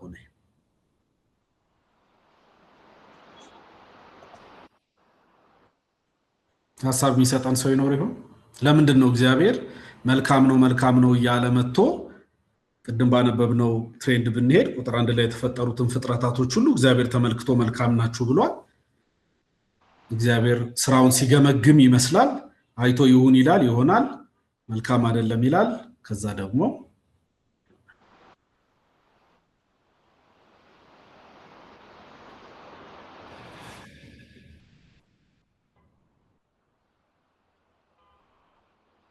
አሁን ቅድም እንዳልኳችሁ እግዚአብሔር ሰውን ሲመለከተው በዘፍጥረት ምዕራፍ 2 ላይ ከቁጥር 15 ጀምሮ እንደዚህ ይላል። እግዚአብሔር አምላክን ሰውን ወስዶ እንዲያለማትና እየተንከባከበ እንዲጠብቃት በኤደን የአትክልት ስፍራ አስቀመጠው። እግዚአብሔር አምላክ ሰውን እንዲህ በማለት አዘዘው፣ በአትክልት ስፍራ ውስጥ ከሚገኘው ከማንኛውም ዛፍ ፍሬ ትበላለህ፣ ነገር ግን መልካምና ክፉን ከሚያሳውቁት ዛፍ አትብላ፣ ምክንያቱም ከእርሱ በበላ ቀን በእርግጥ ትሞታለህ። ከዚያም በኋላ እግዚአብሔር አምላክ ሰው ብቻውን መሆኑ መልካም አይደለምና የሚስማማውን ረዳት አበጅለታለሁ አለ። አዲሱ መደበኛ ትርጉም ስለከፈትኩ ነው። እግዚአብሔር አምላክ የዱር አራዊትንና የሰማይ ወፎችን ከምድር ሰርቶ ነበር። ለእያንዳንዳቸውም ምን ስም እንዲያወጣላቸው ለማየት ወደ አዳም አመጣቸው። አዳም ሕይወት ላላቸው ፍጥረታት ሁሉ ያወጣላቸው ስም መጠሪያቸው ሆነ። ስለዚህ አዳም ለከብቶች፣ ለሰማይ ወፎች፣ ለዱር አራዊት ሁሉ ስም አወጣላቸው። ይሁን እንጂ ለአዳም ተስማሚ ረዳት አልተገኘለትም ነበረ። እግዚአብሔር አምላክም በአዳም ላይ ከባድ እንቅልፍ ጣለበት። አንቀላፍቶም ሳለ ከጎድኑ አንዲት አጥንት ወስዶ ስፍራውን ሞላው እያለ ይቀጥላል። አሁን እግዚአብሔር ፍጥረታቱን በሙሉ ፈጥሮ ፍጥረታቱ እንዲሆኑለት የሚፈልጉትን ነገር ከነገራቸው በኋላ ነው መልካም ነው እያለ ሲናገር የነበረው። እግዚአብሔር ብርሃን ይሁን አለ፣ ብርሃን ሆነ። ያ እግዚአብሔር መልካም እንደሆነ አየ። ስለዚህ እግዚአብሔር ብርሃን ለፈጠርኩበት ነገር ለመኖር እኔ ለፈለኩት ነገር ለመኖር በቂ ነው፣ ሙሉ ነው። ስለዚህ ብርሃን በዚህ ሁኔታ መቀጠል ይችላል የሚል ፈቃድ ሰጠ ማለት ነው እግዚአብሔር። ይሄ መልካም ነው አለ። እግዚአብሔር ወደ ሌሎቹም ፍጥረቶች ሲሄዱ የብስና ጠፈር ሲከፈል፣ የምድር እንስሶች ዘር ያለውን ፍሬ ሲሰጡ፣ የባህር ዓሦች ሲሰጡ ይሄንን ነገር ይናገራል። የሰው ልጅ ጋር ግን ሲመጣ እኔ የሰው ልጅ ከፈለኩት ፐርፐዝ አንጻር ሰው ከተፈጠረበት አንጻር ግን ሰው የምትስማማው ረዳት ልትፈጠርለት ያስፈልጋታል ብሎ የመጀመሪያውን ትዳር ሲመሰርት ወይም ጋብቻ ሲመሰርት እንመለከታለን ማለት ነው። ስለዚህ የመጀመሪያው በዘፍጥረት 2 ምዕራፍ 18 ላይ የምናገኘው የጋብቻ ዓላማ ሰው የተፈጠረበትን ዓላማ ለመፈጸም አንዱ አንዱን እንዲረዳ ነው ማለት ነው። እግዚአብሔር ጋብቻን በዋናነት የፈጠረው ሰዎች ወይም እንደ አንድ ፍጥረት የተፈጠሩበትን ነገር አኮምፕሊሽ ለማድረግ ፍጥረት ሲፈጠር ሁሉም እግዚአብሔር ፐርፐዝ እንደሰጠው ሰው የሰው ልጅ ደግሞ ሲያስበው የሰው ልጅ እኔ የፈለኩበትን ነገር በጋብቻ ውስጥ ሊፈጽምልኝ ይገባል ብሎ እግዚአብሔር ሰውን የፈጠረበትን ነገር ከመፈጸም ጋር አያይዞ ረዳትነት ወሳኝና የመጀመሪያ ጋብቻ የተፈለገበት ዓላማ እንደሆነ ይነግራል። ሁለተኛው እግዚአብሔር በጋብቻ ውስጥ እፈልጋለሁ ብሎ በግልጽ የተናገረው በሚልኪያስ ትንቢተ ሚልኪያስ ምዕራፍ 2 ቁጥር 15 ላይ እግዚአብሔር የሕይወትን መንፈስ አንድ አድርጎ ጠብቆልን የለምን? እርሱ የሚፈልገው ምንድነው? ዘር አይደለምን? ወይም ደግሞ ለምን አንድ አደረጋቸው? ፈረሃ እግዚአብሔር ያለውን ዘር ይፈልግ ስለነበረ ነው ይላል አዲሱ መደበኛ ትርጉም። ባንተና በሚስት መካከል ቃል ኪዳን ስትገቡ እኔ ምስክር ነኝ ብሎ ነው በትንቢተ ሚልኪያስ ላይ እግዚአብሔር የሚጀምረው። እኔ የእናንተ ትዳር ውስጥ የእናንተ ጋብቻ ውስጥ ቆሜያለሁ፣ ተመልካች ነኝ። ይሄ ጋብቻ ይመለከተኛል። እኔ የምፈልገው ጋብቻ ነው። እኔ ደግሞ የምፈልገው በዚህ ጋብቻ ውስጥ በዚህ ቤት ውስጥ ፈረሃ እግዚአብሔር ያለበትን ዘር እፈልጋለሁ ይላል። ያው እንደምታውቁት ብሉይ ኪዳን ተምሳሌታዊ የሆነ ህዝብ በብሉይ ኪዳን ውስጥ አለ። የእስራኤል ህዝብ የሚባል የእግዚአብሔር ወገን የእግዚአብሔር ህዝብ ተብሎ የተለየ እግዚአብሔር የኔ ነው ያለው ህዝብ የኔ ነው ብሎ የለየው ወገን፣ ሌላው ደግሞ አሕዛብ የተለየለትና ይሄ የተለየ የተባለው የእስራኤል ህዝብ ደግሞ እንደ ክርስቲያን ሊወክለው የሚችለው መለየቱ ባዮሎጂካል ስለነበረ ብዙዎቻችሁ ቅድም ስትናገሩ እንደሰማሁት ብዙዎቻችሁ እግዚአብሔር በልጅ እንደባረካችሁ አይቻለሁ። በጣም ትልቅ ነገር ነው። ግን አንዳንድ ጊዜ ደግሞ በክርስቲያኖች ውስጥ እንደዛ የማይሆንባቸው አጋጣሚዎች አሉ። ስለሱም ወይ በጥያቄና መልስ በዲስከሽን እናነሳለን። ግን እግዚአብሔር በትዳር ውስጥ ዘርን ይፈልጋል። እሱን የሚፈራው ትውልድ እንዲቀጥል ይፈልጋል። በአዲስ ኪዳን ባዮሎጂካል ልጆች አለመኖራቸው እንደ ብሉይ ኪዳኑ አይነት ምልከታ የለውም። የብሉይ ኪዳኑ ዘሩ ራሱ የተመረጠው ባዮሎጂካል ስለሆነ ምርጫው ተፈጥሯዊ ስለሆነ ተፈጥሯዊ ትውልድ ተፈጥሯዊ ዘር እንዲቀጥል እግዚአብሔር ኤክስፔክት ያደርጋል። ከመርገም ጋር የተገናኘም ይሆናል። በተለይ በብሉይ ኪዳን ያልወለዱ ወይም መውለድ ያልቻሉ መካን የሆኑ ሰዎችን ታሪክ ስታነቡ በዋናነት ከመርገም ጋር የተገናኘ እንደሆነና እግዚአብሔር መርገማቸውን እንዳነሳላቸው በመጨረሻም የተጎበኙ ሰዎች ሲመሰክሩ እንሰማለን። ስለዚህ ጋብቻን እግዚአብሔር የሚፈልገው እኔ ምስክሩ ነኝ፣ እኔ ቆሜያለሁ፣ ጋብቻችሁን መፋታትን እጠላለሁ። እግዚአብሔር ያለበት አንዱ ምክንያት እኔ ፈረሃ እግዚአብሔር ያለበት እኔን የሚፈራ ትውልድ በእናንተ ቤት ውስጥ እንዲፈራ ፈልጋለሁ ይላል። ስለዚህ ዛሬ ጋብቻችንን ስናስብ በስጋ የወለድናቸው ልጆች ሊሆኑ ይችላሉ። በተለያየ መልኩ በእኛ ጋብቻ ስርና በእኛ ጥላ ውስጥ የሚኖሩ ሰዎች ፈረሃ እግዚአብሔር ያለበት ትውልድ ሆኖ ለመሰራት አመቺ ስፍራቸው ነው ማለት ነው። ልጆችን ከህፃንነታቸው ጀምሮ በእድሜያቸው ዘመን ፍጻሜ ፈቀቅ በማይሉበት መንገድ ልንመራ የምንችልበት ተቋም ነው ማለት ነው እግዚአብሔር የሰጠ። ዘር ሲቀጥል ትውልድ ሲቀጥል የእግዚአብሔርን መፍራት እግዚአብሔርን የሚያቅ እግዚአብሔርን የሚከተል ለእግዚአብሔር የሚኖር ትውልድ እንዲነሳ እግዚአብሔር በጋብቻ ውስጥ ይፈልግ እንደነበረ እናያለን። ሌላው በጣም በሂደት በብዛት የምናየው ክፍል የኤፌሶን የሐዋርያ ጳውሎስ መልእክት ነው። ምዕራፍ 5 የጋብቻን ህይወት ሲናገር ይህ ሚስጥር ታላቅ ሚስጥር ነው ይላል። የባልና የሚስት ጉዳይ የጋብቻ ጉዳይ በጣም ታላቅ ሚስጥር ነው። ይሄ ሚስጥር እኔ ሳየው ስለ ክርስቶስና ስለ ቤተ ክርስቲያን እንደሆነ ላለው ይላል። እንደምታውቁት እግዚአብሔር በብሉይ ኪዳን የእስራኤልን ህዝብ እንደ ሚስቱ ይጠራል። እንዳጫት ሚስቱ፣ እንዳመነዘረችበት ሚስቱ፣ በኃጢአት ስትወድቅ ሌሎች ጋር እሱን ከድታ እንደሄደች ሴት አድርጎ ብዙ ጊዜ በምሳሌ ሲጠቅስ እንመለከታለን። ስለዚህ ጋብቻችን የክርስቲያን ጋብቻ ዋና ሌላ ዓላማው የክርስቶስንና የቤተ ክርስቲያንን ተምሳሌትነት በደንብ ማሳየት አለበት ማለት ነው። አሁን ቅድም አንድ ሰውም ሲናገር ነበር የባል የሚስት ኃላፊነቶች ላይ በደንብ እንመጣለን ቶፒኩ ጊዜው ሲደርስ።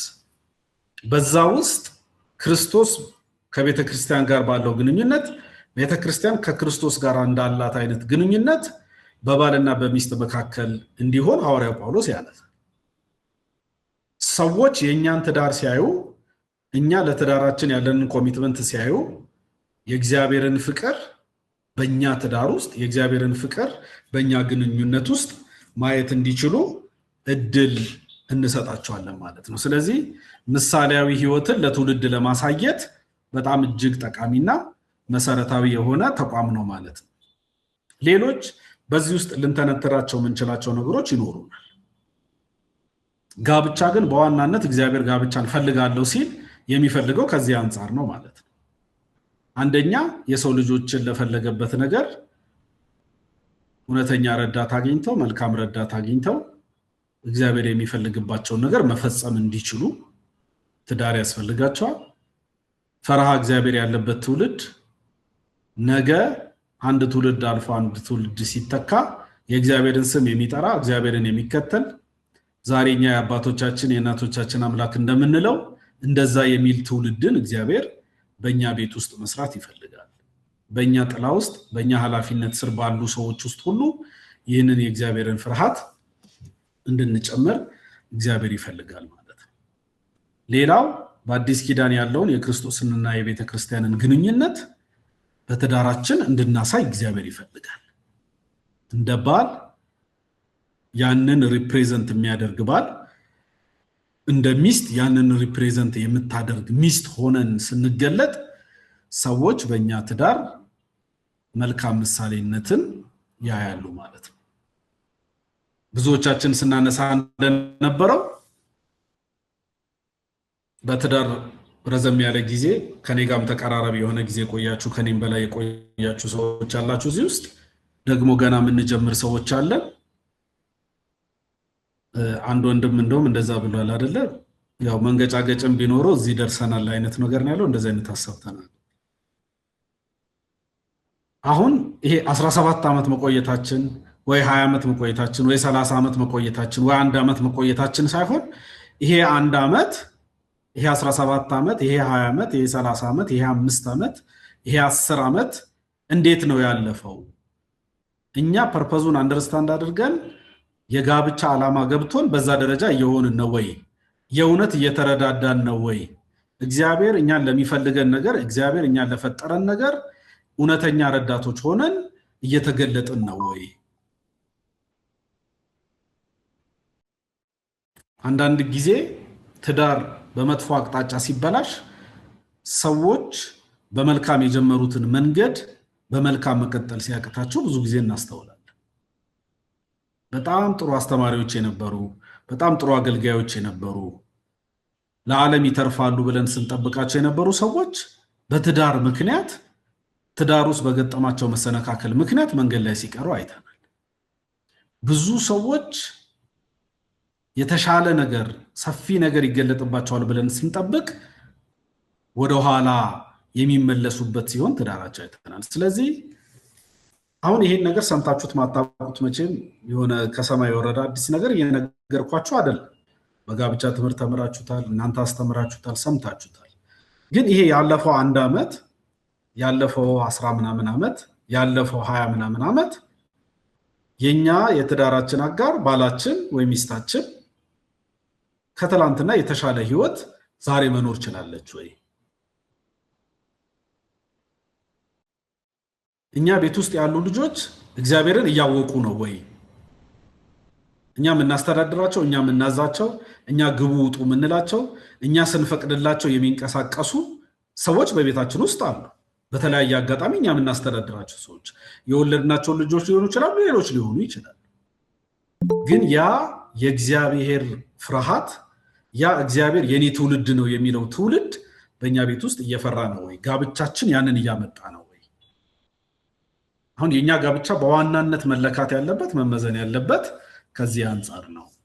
እግዚአብሔር እኔ ጋብቻን እጠላለሁ፣ ፍቺን እጠላለሁ፣ በአንተና በልጅነት ሚስት መካከል ምስክር ነኝ፣ ቆሜ አይቻለሁ ቃል ኪዳናችሁን፣ እኔ የምፈልገው አንድ ያደረግኳችሁ ፈርሃ እግዚአብሔርን ያለውን ዘር ፈልግ ስለነበረ ነው ብሎ ሲቆም ዛሬም የኛን ትዳር ይመለከታል ማለት ነው። ትዝ የሚላችሁ ከሆነ ጌታችን ኢየሱስ ክርስቶስ በምድር በነበረበት ጊዜ አንዲት ሴት ሰዎች ገንዘብ በሚጥሉበት ጊዜ ጌታ ኢየሱስ ቆሞ ይመለከት ነበረ ይላል አይደለ? ማለት ሚያይ አይመስልም፣ ግን ቆሞ ሰዎች እንደው እንዴት ነው የሚሰጡት እንዴት ነው የሚጥሉት ብሎ ሲመለከት አንድ ኑሯን የጣለች ሴት ትንሽ ሳንቲም የጣለች ሴት ሲመለከት ከሁሉ አብልጣ እንደሰጠች ሲናገር እናያለን። ልክ እንደዛው ጌታችን ኢየሱስ ክርስቶስ ዛሬ በእኛና በባላችን በእኛና በሚስታችን መካከል ቆሞ እንደሚመለከተን እንድናስብ እፈልጋለሁ። እግዚአብሔር ሳይ በእኛ ትዳር ውስጥ እያየ ያለው ምንድን ነው? ያ የሚፈልገውን ነገር እያየ ነው እየተመለከተ ነው የሚለውን ማየት። ሰዎች የእኛን ትዳር ሲያዩ ምንድን ነው የሚማሩት? ያው ሰው ከሰው የሚማረው መቼም ብዙ አይደለም። ሁላችንም ስንማር የሚያደርገውን ነገር ብቻ ሳይሆን የማያደርገውም ነገር እኮ ይማራል ሰው። የእኛ ትዳር እንደነንተና ትዳር መሆን የለበትም ብሎ እኮ ሰው ከመጥፎ ትዳር ይማራል።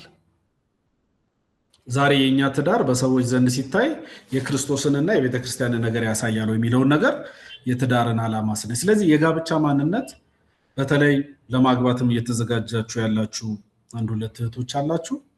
እናንተም ወደ ጋብቻ ስትገቡ በዋናነት እንድታስቡ አደራ ምለው ይሄንን ሰው ስላገባ ነው የምናገባው፣ እድሜያችን ስለሚያሳስበን ነው የምናገባው፣ ኢኮኖሚካል ጉዳይ አሳስቦን ነው፣ ኑሯችን አሳስቦን ነው፣ ለምንድን ነው የምናገባው የሚለውን ነገር በጣም ማሰብ ያስፈልገናል። ይሄንን ስል በጣም ኮምፕሊኬትድ አድርጋችሁ ያው የባለትዳሮች ስለሆነ እዛኛው ቶፒክ ላይ ብዙ ስለማንገባ ነው እንጂ በጣም ፈጥኖ ማግባትን በጣም ከሚያበረታቱ ሰዎች መካከል ላይ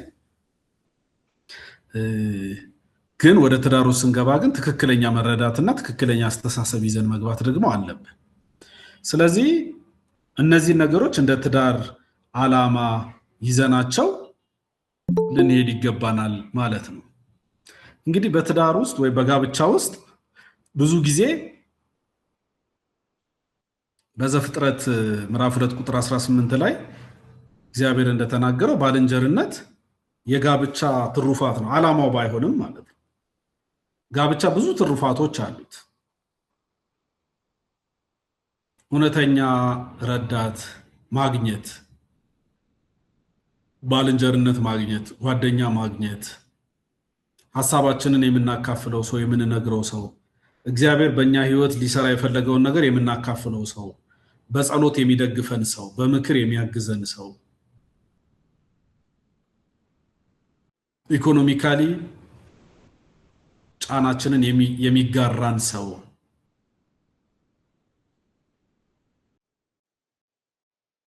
ይሄኛው አንዱና ትልቁ ብዙ ነገሮችን በትዳር ውስጥ አንዳንድ ጊዜ በአንዳንድ መጽሐፎችም ላይ የትዳር ዓላማ ተደርገው ሲቀርቡ ያለው ስህተት ነው ብዬ አምናለሁ፣ አስባለሁ ወይም አምናለሁ። እኔ እንደዛ ነው የምረዳው።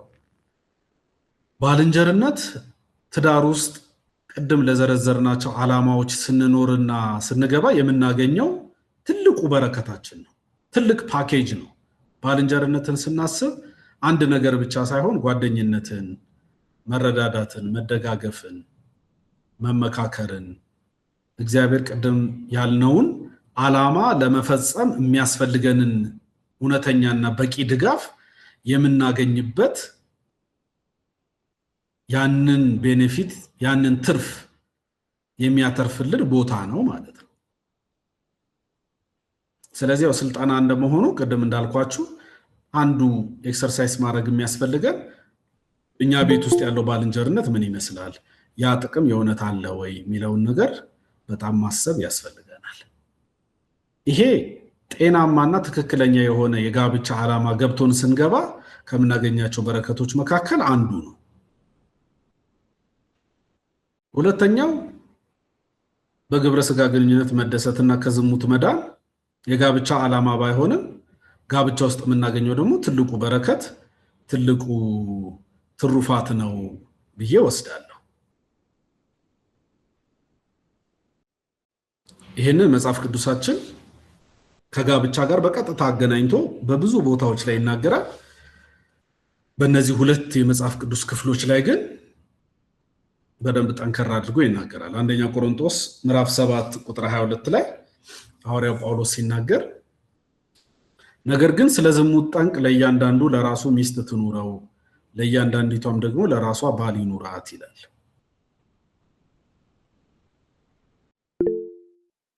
ዝሙት እንደምታውቁት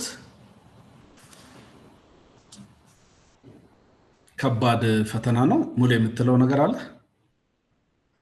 እጅን ያነሳው መስሎኝ። ግን እዚህ ላይ ትንሽ ኢላቦሬት እንድታደርገው ዝም ብዬ አንድ ሀሳብ ለመጨመር ፈልጌ ነው። ዳግም ይሄ አሁን ስታስተምረን ይሄ ትሩፋት ነው፣ የጋብቻ ትሩፋት ነው። ግን እንደ ዋና ነገር ተወስዶ ሰዎች እስከ መለያየት ሁላ የሚደርሱበት አጋጣሚ አለና ትንሽ ጠበቅ አድርገህ ብታወራን ደስ ይለኛል። ለምንድን ነው የተፋታችሁት ምናምን ብለህ ስጠይቃቸው አልጋ ላይ አልተመቸኝም እንደዚህ የሚባል ነገር አለ። ግን ይሄ ትሩፋት ነው። ዋናው የጋብቻው ዓላማ ቅድም ያየነው ነው።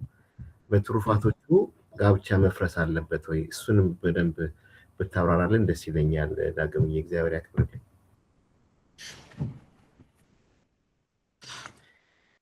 እሺ ቴንክ ዩ ሙሌ። እናነሳለን በደንብ ያው ይሄኛው ዛሬ የምናየው ከትሩፋት አንጻር ነው እንጂ ባልና ሚስት ስለ ባልና ሚስት ተግባቦት እናወራለን።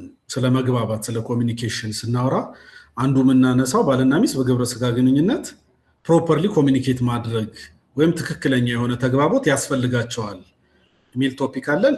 እዛ ላይ በደንብ ስለ ባልና ሚስት እናወራለን። ያን ቀን ባይሆን ሁለቱን እህቶቻችንን እንግዲህ ወይ እናስወጣቸው ይሆናል ማለት ነው፣ በነፃነት እንድናወራ ለነሱም አንዳንዱ ነገር እንዳይከብዳቸው ወይ ለነሱ ፈቃድ ጠይቀን እናስወጣቸዋለን። እስከዛ ድረስ ሌሎች ቶፒኮች ላይ ችግር የለውም። ግን ዛሬ ጧት ይመስለኛል እንደውም አንድ ስቲከር ላይ የት ነው አይቼ የስራ ልምድ እንጂ የሴክስ ልምድ አይጠቅምም የሚል አንድ ጽሁፍ አይቼ እየሳኩኝ ነበር። እና የስራ ልምድ ያው ይጠቅማል አይደል? ሰው የስራ ልምድ ሲኖረው የግብረ ስጋ ግንኙነት ልምድ ስላለው ሰው ግን የተለየ ነገር በትዳር ውስጥ የሚያተርፈው ነገር የለውም። ይሄኛው ግን እንደ ትሩፋት ስንመለከተው ቅድም ካልከው አንጻር ሰዎች ያው ሲጋቡ ይሄንን ነገር ያደርጋሉ፣ ማድረግም አለባቸው፣ ይገባቸዋል። ግን ሰዎች ወደ ትዳር የሚሄዱበት ደግሞ ዋነኛ ምክንያት ደግሞ ብቸኛ ምክንያት ደግሞ መሆን የለበትም። ቅድም እንዳልከው አንዳንድ ስህተቶችም እንደኔ አይነት ባሉ አስተማሪዎች ተፈጽሟል ብዬ የምፈራው ብዙ ጊዜ የትዳር ሁለንተናው ሴክስ እንደሆነ አድርጎ የማቅረብ ነገር በጣም በጣም ይስተዋላል። አንዳንድ መጽሐፎች ተጽፎ ማይቻካለሁ የትዳር በቃ ዋና ችግርና መፍትሄው ይሄ ነው እና በቃ ትዳራችሁ በዚህ ነገር የተሳካ ከሆነ በሁሉ ነገር የተሳካ ይሆናል የሚል አይነት ምልከታ ይሰጣል። ይሄኛው እንግዲህ ስለ ግብረ ስጋ ግንኙነት ስላለን አመለካከት በጣም ማሰብ ያስፈልገናል። ሁለት ነገር ማሰብ ያስፈልጋል በህይወት ውስጥ ከዚህ ጋር ብቻ ሳይሆን አጠቃላይ የትኛውንም ነገር በትክክለኛ ሌቭሉ መረዳት አስፈላጊ ነው። አንዳንድ ጊዜ አንዳንድ ነገሮችን በጣም አጣጥለን ስናስባቸው አሳንሰን ስናስባቸው የሚጎዱናል። በጣም ደግሞ ከሆኑት በላይ አግዝፈን ስናያቸው ያሳስቡናል። አንዳንድ ትዳር ውስጥ ልጅ ከመውለድ ባለፈ ግብረ ስጋ ግንኙነት ምን ያደርጋል የሚል አይነት በጣም አጣጥሎ የማየት አይነት በጣም ዝቅ አድርጎ የማየት ነገር በአንዳንድ ሰዎች ዘንድ ይስተዋላል። ስለዚህ በአንደኛው የትዳር አጋር ላይ እንደዚህ አይነት ችግሮችን ይፈጥራል። ሐዋርያ ጳውሎስም ያው እንደምታውቁት ሲናገር አትከላከሉ ተስማምታችሁ ካልሆነ ብሎ የሚመክረው ለዛ ነው።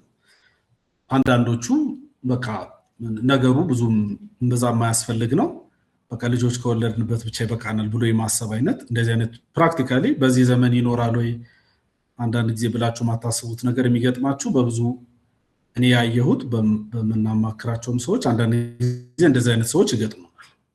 አንዳንዶቹ ደግሞ ትዳሩ በሙሉ ደግሞ ይሄ ብቻ ሆኖ ደግሞ የሚያስቡ ሰዎች ደግሞ አሉ። በጣም አደገኛውና በስፋት ቅድም ያልነው መጀመሪያ ትዝ የሚላችሁ ከሆነ የጋብቻ ክቡርነት አንድ የሚረጋገጠው በእኛ ነው። የጋብቻን ክቡርነት ከምናሳይበት አንዱ ነገሩ ይሄኛው ነው። ከጋብቻ በፊት ሴክስ ማድረግ ኃጢአት ነው ብላ ቤተክርስቲያን ታምናለች። ልክ ነው። እናንተም ቤተክርስቲያን እንደዛ ነው የምታምኑት? አዎ እንዴ በደንብ ነው የምናምነው። እንደዛ ነው የሚታመን። ስለዚህ ቤተክርስቲያን ይሄንን ስትሮንግሊ ታምናለች። ስለዚህ ሰዎች ድሮ ትዝ የሚላችሁ ከሆነ በጌታ ቤት በተለይ የቆየን ሰዎች እናውቃለን። በጌታ ቤት የቆየሁትም ትንሽ ዓመት አይደለም። መድረክ ላይ ማግባትና አለማግባት፣ ከመድረክ ውጭ ማግባትና አለማግባት ትልቅ ኢሹ ነበር በቤተ ክርስቲያን ውስጥ። ሰዎች ምንም አዳራሹ ባያምርም ሰዎች ከቤተ ክርስቲያን ቅጥር ግቢ ውጪ የጋብቻ ቃል ኪዳናቸውን ሲፈጽሙ በዝሙት ምክንያት ነው ተብሎ ስለሚታሰብ ሰዎች በጣም ይፈሩ ነበር። ምንም አይነት ዝግጅት ቢኖራቸው ሰዎች የቃል ኪዳን ስነስርዓታቸውን ብዙ ጊዜ ቤተ ክርስቲያን ላይ አድርገው ነበር የሚጨርሱት። ትዝ የሚላችሁ ከሆነ አሁን የጋብቻ ክቡርነት በጋብቻ ውስጥ የምናገኛቸውን ነገሮች ሰይጣን አሁን ያደረገው ከጋብቻ ውጪ ልታገኛቸው ትችላለህ፣ ጋብቻ አያስፈልግህም። አሁን ስለ ሴክስ ብናወራ፣ ስለ ኢኮኖሚካል ድጋፍ ብናወራ፣ ኮንትራት አይደለም የሚፈራረሙት። እንግዲህ በዌስተርን ዓለም ላይ እኮ ስታዩ ጋብቻ የቃል ኪዳን መሰረትነቱ ቀርቶ የቃል ኪዳን ውል መሆኑ ቀርቶ ኮንትራክት፣ ልክ እንደ ቢዝነስ ቤት እንደምትከራዩት ከአከራያችሁ ጋር ውል እንደሚኖራችሁ ባልና ሚስት ወይም ወንድና ሴት ኮንትራክቹዋል አግሪመንት ገብተው አብረው መኖር ይጀምራሉ። ስለዚህ ያ ኮንትራክቹዋል አግሪመንት በቃ ይሄኛውን ለማድረግ ትዳር አያስፈልገንም ነው። ሰዎች በጣም ኢንከሬጅ የሚደረጉት ከጋብቻ ውጪ ዝሙት፣ ሴክስ እንዲፈጽሙ ነው። ለምንድን ነው? ይሄ ነገር ጋብቻ አያስፈልገውም ነው። ሰይጣን ሊያስተላልፍልን የፈለገው መልእክት እሱን ነው። እኛ ደግሞ ኖ፣ ይሄ ነገር በጋብቻ ውስጥ የሚገኝ ትሩፋት ነው። ሰዎች እግዚአብሔር እነሱን ለፈጠረበት ነገር ለመኖር ወደ ትዳር ሲገቡ፣ ሰዎች እግዚአብሔርን የሚፈራ ትውልድ በቤታቸው በጋራ ሆኖ ለማፍራት ሲጋቡ፣ የክርስቶስና የቤተ ክርስቲያንን ፍቅር በምሳሌነት በትዳራቸው ለማሳየት ሲጋቡ ሰዎች ከሚያገኟቸው በረከቶች መካከል ይሄ ነው የሚለውን ነገር ለማሳየት ነው የምንገባው ማለት ነው። ስለዚህ ቅድም ሙሌ እንዳልከው አንዳንድ ጊዜ የሁሉ ነገር ፈጣሪና አድራጊ የሆነ ይሆናል ማለት እንግዲህ በ17 ዓመት ውስጥ በቆየውበት ጊዜያቶች እኔና ሚስቴ ብንፈልግም ግንኙነት ልናደርግ ማንችልባቸው ብዙ አጋጣሚዎች ገጥመውን ያውቃሉ። መቼም እዚህ ያላችሁ ሁላችሁም እንደምትረዱት ቢያንስ በወር ውስጥ ለ5 ቀን ቢያንስ የማድረግ እድል አይኖረንም አይደል? በትንሹ ማለት ተፈጥሮ ከሚከለክለን ብንነሳ ማለት ነው። ከዛ በኋላ በተለያዩ ምክንያቶች በጤና እክል ሊሆን ይችላል፣ በስራ ጫና ሊሆን ይችላል፣ ከተለያዩ ነገሮች በህመም ምክንያት በጤና ምክንያት በሚገጥሙን ነገሮች ደግሞ ተደጋጋሚ ጊዜያቶች ደግሞ ይገጥሙናል። ሚስቶቻችን ነፍሰ ጡር ሲሆኑ እንዲህ አይነት ነገሮች ይገጥሙናል። እንግዲህ ቅድም እንዳልኩት እነዛ ቶፒኮች ጋር ስንደርስ አንዳንድ ነገሮችን እያነሳን እናወራለን። ግን በትዳር ዘመናችን ብንፈልግ እንኳ ልንፈጽም ማንችልባቸው ነገሮች አሉ። በነዛ ጊዜያቶች ምንድነው የምናደርገው? ከመጋባታችን በፊት በቅድስና ህይወታችንን ጠብቀን ስንኖር የነበርን ሰዎች ጋብቻ ውስጥ ከገባን በኋላ ራሳችንን መግዛት የሚያቅተን ደረጃ ላይ መድረስ በትዳር ውስጥ እንደምናገኘው አንድ በረከት ከመቁጠር አልፈን ህይወታችን የሚዘወርበት ዋና የህይወታችንና የትዳራችን ቁልፍ ይሄ ነው ብለን የምናስብ ከሆነ በተለያዩ የህይወት አጋጣሚዎች ውስጥ ከወደቁ ሰዎች የምንማረው ነገር እሱ ነው። በተለይ የምሳሌ መጽሐፍን እኔ ሰዎች ቢችሉ ሁሉ ጊዜ መስማት ያለባቸው መጽሐፍ የመክብብ መጽሐፍና የምሳሌ መጽሐፍ ነው እላለሁ። ይሄ ዴይ ቱ ዴይ ላይፋችንን ከሰዎች ጋር ያለን ሪሌሽንሺፕ ስለመምራት፣ ስለ ግብረ ስጋ ግንኙነት የምሳሌ መጽሐፍ በጣም ስለ ሴተኛ አዳሪ ሲያወራ፣ ስለ ሴሰኛ ሴት ሲያወራ በጣም ደሳስ በሚሉ ነገሮች ነው የሚገልጸው። እንዴት አታላይ እንደሆነ፣ እንዴት የሰውን ህይወት የሚያበላሽ እንደሆነ በጣም የሚያሳይ ነው። ስለዚህ እንዳልኩት ወደዛ ስንገባ ደግሞ ግብረ ስጋ ግንኙነት ምንድነው የምናደርገው? በዛ ውስጥ ምንድነው ሼር የምናደርገው? ባልና ሚስት አንድ ይሆናሉ ሲል መጽሐፍ ቅዱስ እያወራ ያለው ስለ ግብረ ስጋ ግንኙነት ስለሆነ አንድ በመሆን ውስጥ ምንድነው ሐዋርያው ጳውሎስ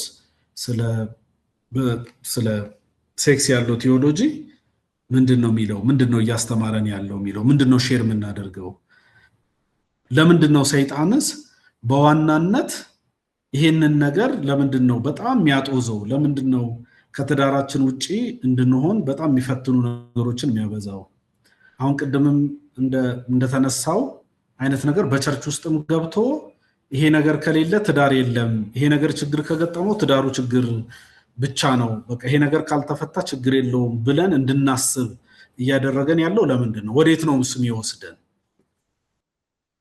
ስንሄድስ ደግሞ ምንድነው የሚገጥመን የሚሉትን ነገሮች እናያለን እንግዲህ ምሳሌ ምዕራፍ 5:13 ላይ እንደተወደደች ዋላ እንደተዋበች ሚዳን ቋጡቷ ሁሉ ጊዜ ታርካ በፍቅሯም ሁሉ ጊዜ ጥገብ ይላል ስለዚህ ወደ ሌላ ሰው አትመልከት በሌላ ሰው ለመርካት አታስብ እያለ የሚመክርበት መጽሐፍ ነው ስለዚህ ሰው በትዳር ውስጥ ያንተ ከሆነችው ሴት ጋር ልትደሰት ይገባሃል ነው ስለዚህ ትዳር የሚሰጠን አንዱ ትልቁ ትሩፋት ይሄ ነው ስለዚህ ሌሎች እዚህ ላይ በጣም ጊዜ እንዳይፈጅብን ጊዜያችን ማጨር ስለሆነ ብዙዎቹን አላመጣኋቸውም ግን በቃ በትዳር ውስጥ ብዙ አሁን አሉን ምንላቸው ነገሮች በሙሉ በእነዚህ ነገሮች ውስጥ አጠቃለን እንከታቸዋለን ኢንቲሜሲያችንን በተለይ ባልንጀራነት ውስጥ ብዙ ነገሮችን ኢኮኖሚካል ሰፖርትን ጓደኝነትን ቀደም እንዳልኳችሁ ፐርፐዛችንን ከመኖር ጋር የሚገጥሙንን ነገሮች በሙሉ በዛ ውስጥ ያያየናቸው እንሄዳለን ስለዚህ ለዛሬ የተወሰኑ ጥያቄዎችን እናንሳና እዚህ ላይ ምናነሳውን ነገር አይተን ነገ ደግሞ የባለትዳሮችን ኃላፊነት እናያለን እግዚአብሔር በረዳን መጠን ቶሎ እያልን ለመሄድ እንሞክራለን ስለዚህ የጋብቻ ምንነት ላይ የጋብቻ ዓላማና ትሩፋት ላይ ምታነሱት ጥያቄ ካላችሁ ለእናንተ እድሉን ልስጥና አይ ቲንክ ወደ 50 ምናምን ደቂቃ ተጠቅመናል ለዛሬ እዚህ ጋር እናበቃለን መድረኩን ለእናንተ ክፍት አድርጌያለሁ ዳግብዬ ጌታዬ ሲባርክ በጣም ደስ በሚል መልኩ ነበረ ትምህርቱ ሲተላለፍ የነበረው ጥያቄ ካላችሁ እባካችሁ አሁን እናንተ ጊዜ ነው ተብለናል እጅ በማውጣት ጥያቄ መጠየቅ ትችላላችሁ ማለት ነው በተማርናቸው በእነዚህ ርዕሰ ጉዳዮች ከርዕሱ ባልወጣ ጥያቄ እንድታቀርቡ በጌታ ፍቅር እንጠይቃችኋለን ተባረኩ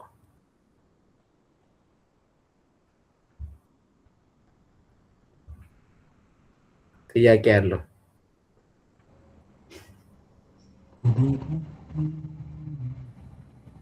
እጅ ያወጣለ እኔ ካልታየኝ ድንገት አቡካ አለ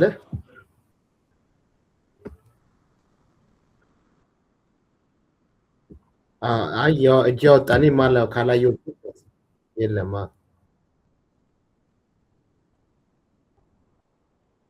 ደቂቃ ነው ያለን አቡካ ለመዝጋት እሺ በስልክ ተፈጥሮ ችግር የለም እሺ ኦኬ ጥያቄ ያለው የለም ጥያቄ ካላችሁ ጥያቄ ሬዝ አድርጉ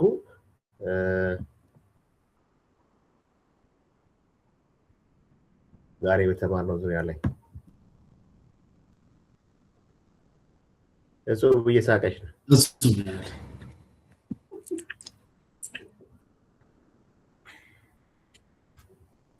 ሚውትነሽ መሰለኝ ዙ ዘግተሽዋል ጽብዬ አንዳንዶች በውስጥ መስመር ሜሴጅ እየላኩ እንዴት አሁን በተወሩት አንዳንድ ነገሮች ላይ እሱን እያየው ነው ዋትስአፕ ላይ ሜሴጅ እየላኩ እኔ ግን እንዲሁ ትሩፋት በተባለው ነገር ላይ ወዳጅነት የሚለው በትዳር ውስጥ ወዳጅነትን ዴቨሎፕ ለማድረግ ብዙ ጊዜ አንዳንድ ትዳሮች ኮኤግዚስት በማድረግ የሚዘልቁ አሉ እሱም በመስመሩ እሷም በመስመሩ ግን ይሄን ትሩፋት ኢንጆይ ሳያረጉት ማለት ነውና እንዴት ዴቨሎፕ ማድረግ ይቻላል ፍሬንድሺፕን ወዳጅነቱን እንዴት ማምጣት ይቻላል የሚለው ላይ ብንነጋገር ከዛው ጋር ተያይዞ የኮንትራት ትዳር የሚባለውን ነገር ዳግምዬ ብትነካው ደስ ይለኛል እንዴት ሰው በኮንትራት እኛ ሲገባን መጽሐፍ ቅዱስ ሲያስተምረን አንዴ ከተጋባን እስከ ዕለት ሞት ድረስ ነው አብረን መቀጠል እንደምንችል የምናውቀውና አዲስ የመጡ ግን ኢመርጅ ያደረጉ የትዳር አይነቶች አሉ እና በኮንትራክት መልክ ተፈራርሞ የሚገባበት እንዴት እንደዚህ ሊሆን ይችላል? እሱንስ እንዴት ነው ቤተክርስቲያን ማኔጅ እንደምታደርገው የሚል ነገር አለ። እስቲ እሱንም ብናወራ ደስ ይለኛል። ታድርሽ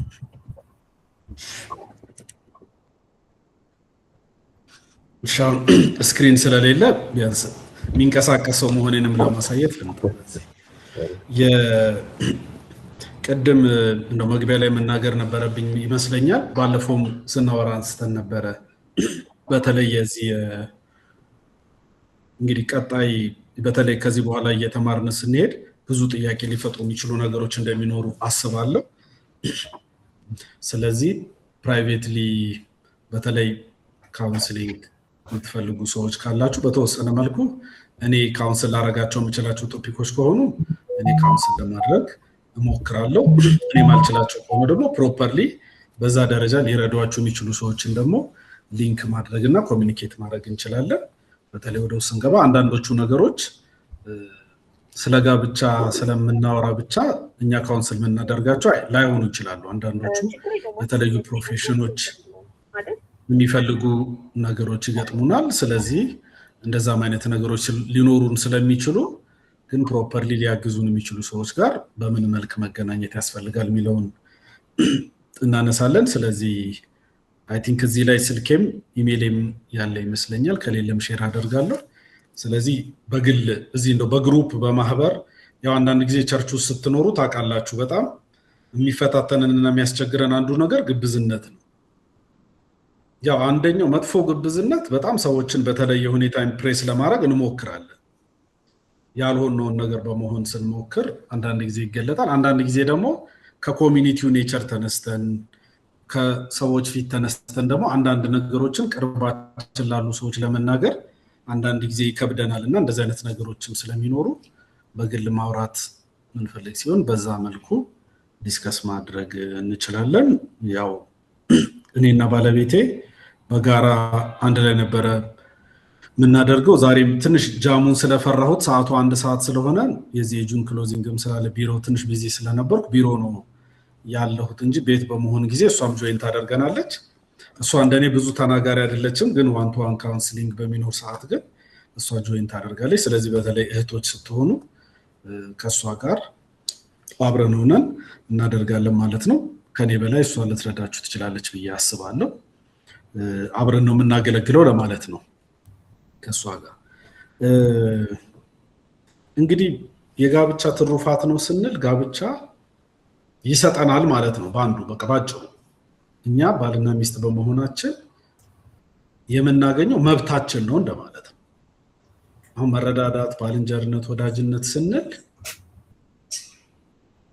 የሆነ ሰው ቸርነት የሚያደርግልን ነገር ሳይሆን መብታችን የሆነ ነገር ነው፣ ልንከለከል የማይገባን ነገር ነው ማለት ነው። ባልና ሚስት እኔ የትዳር ሰርፕራይዙ ሁልጊዜ እንትን አይደለም አይደል? እኔ ጋብቻ ውስጥ ሳገባ ስለ ሚስቴ በጣም ሰርፕራይዝ ዶኝ ያወቅኩት ብዙ ነገሮቹ ድካሞቿ ናቸው፣ ጥንካሬዎቿ አይደሉም።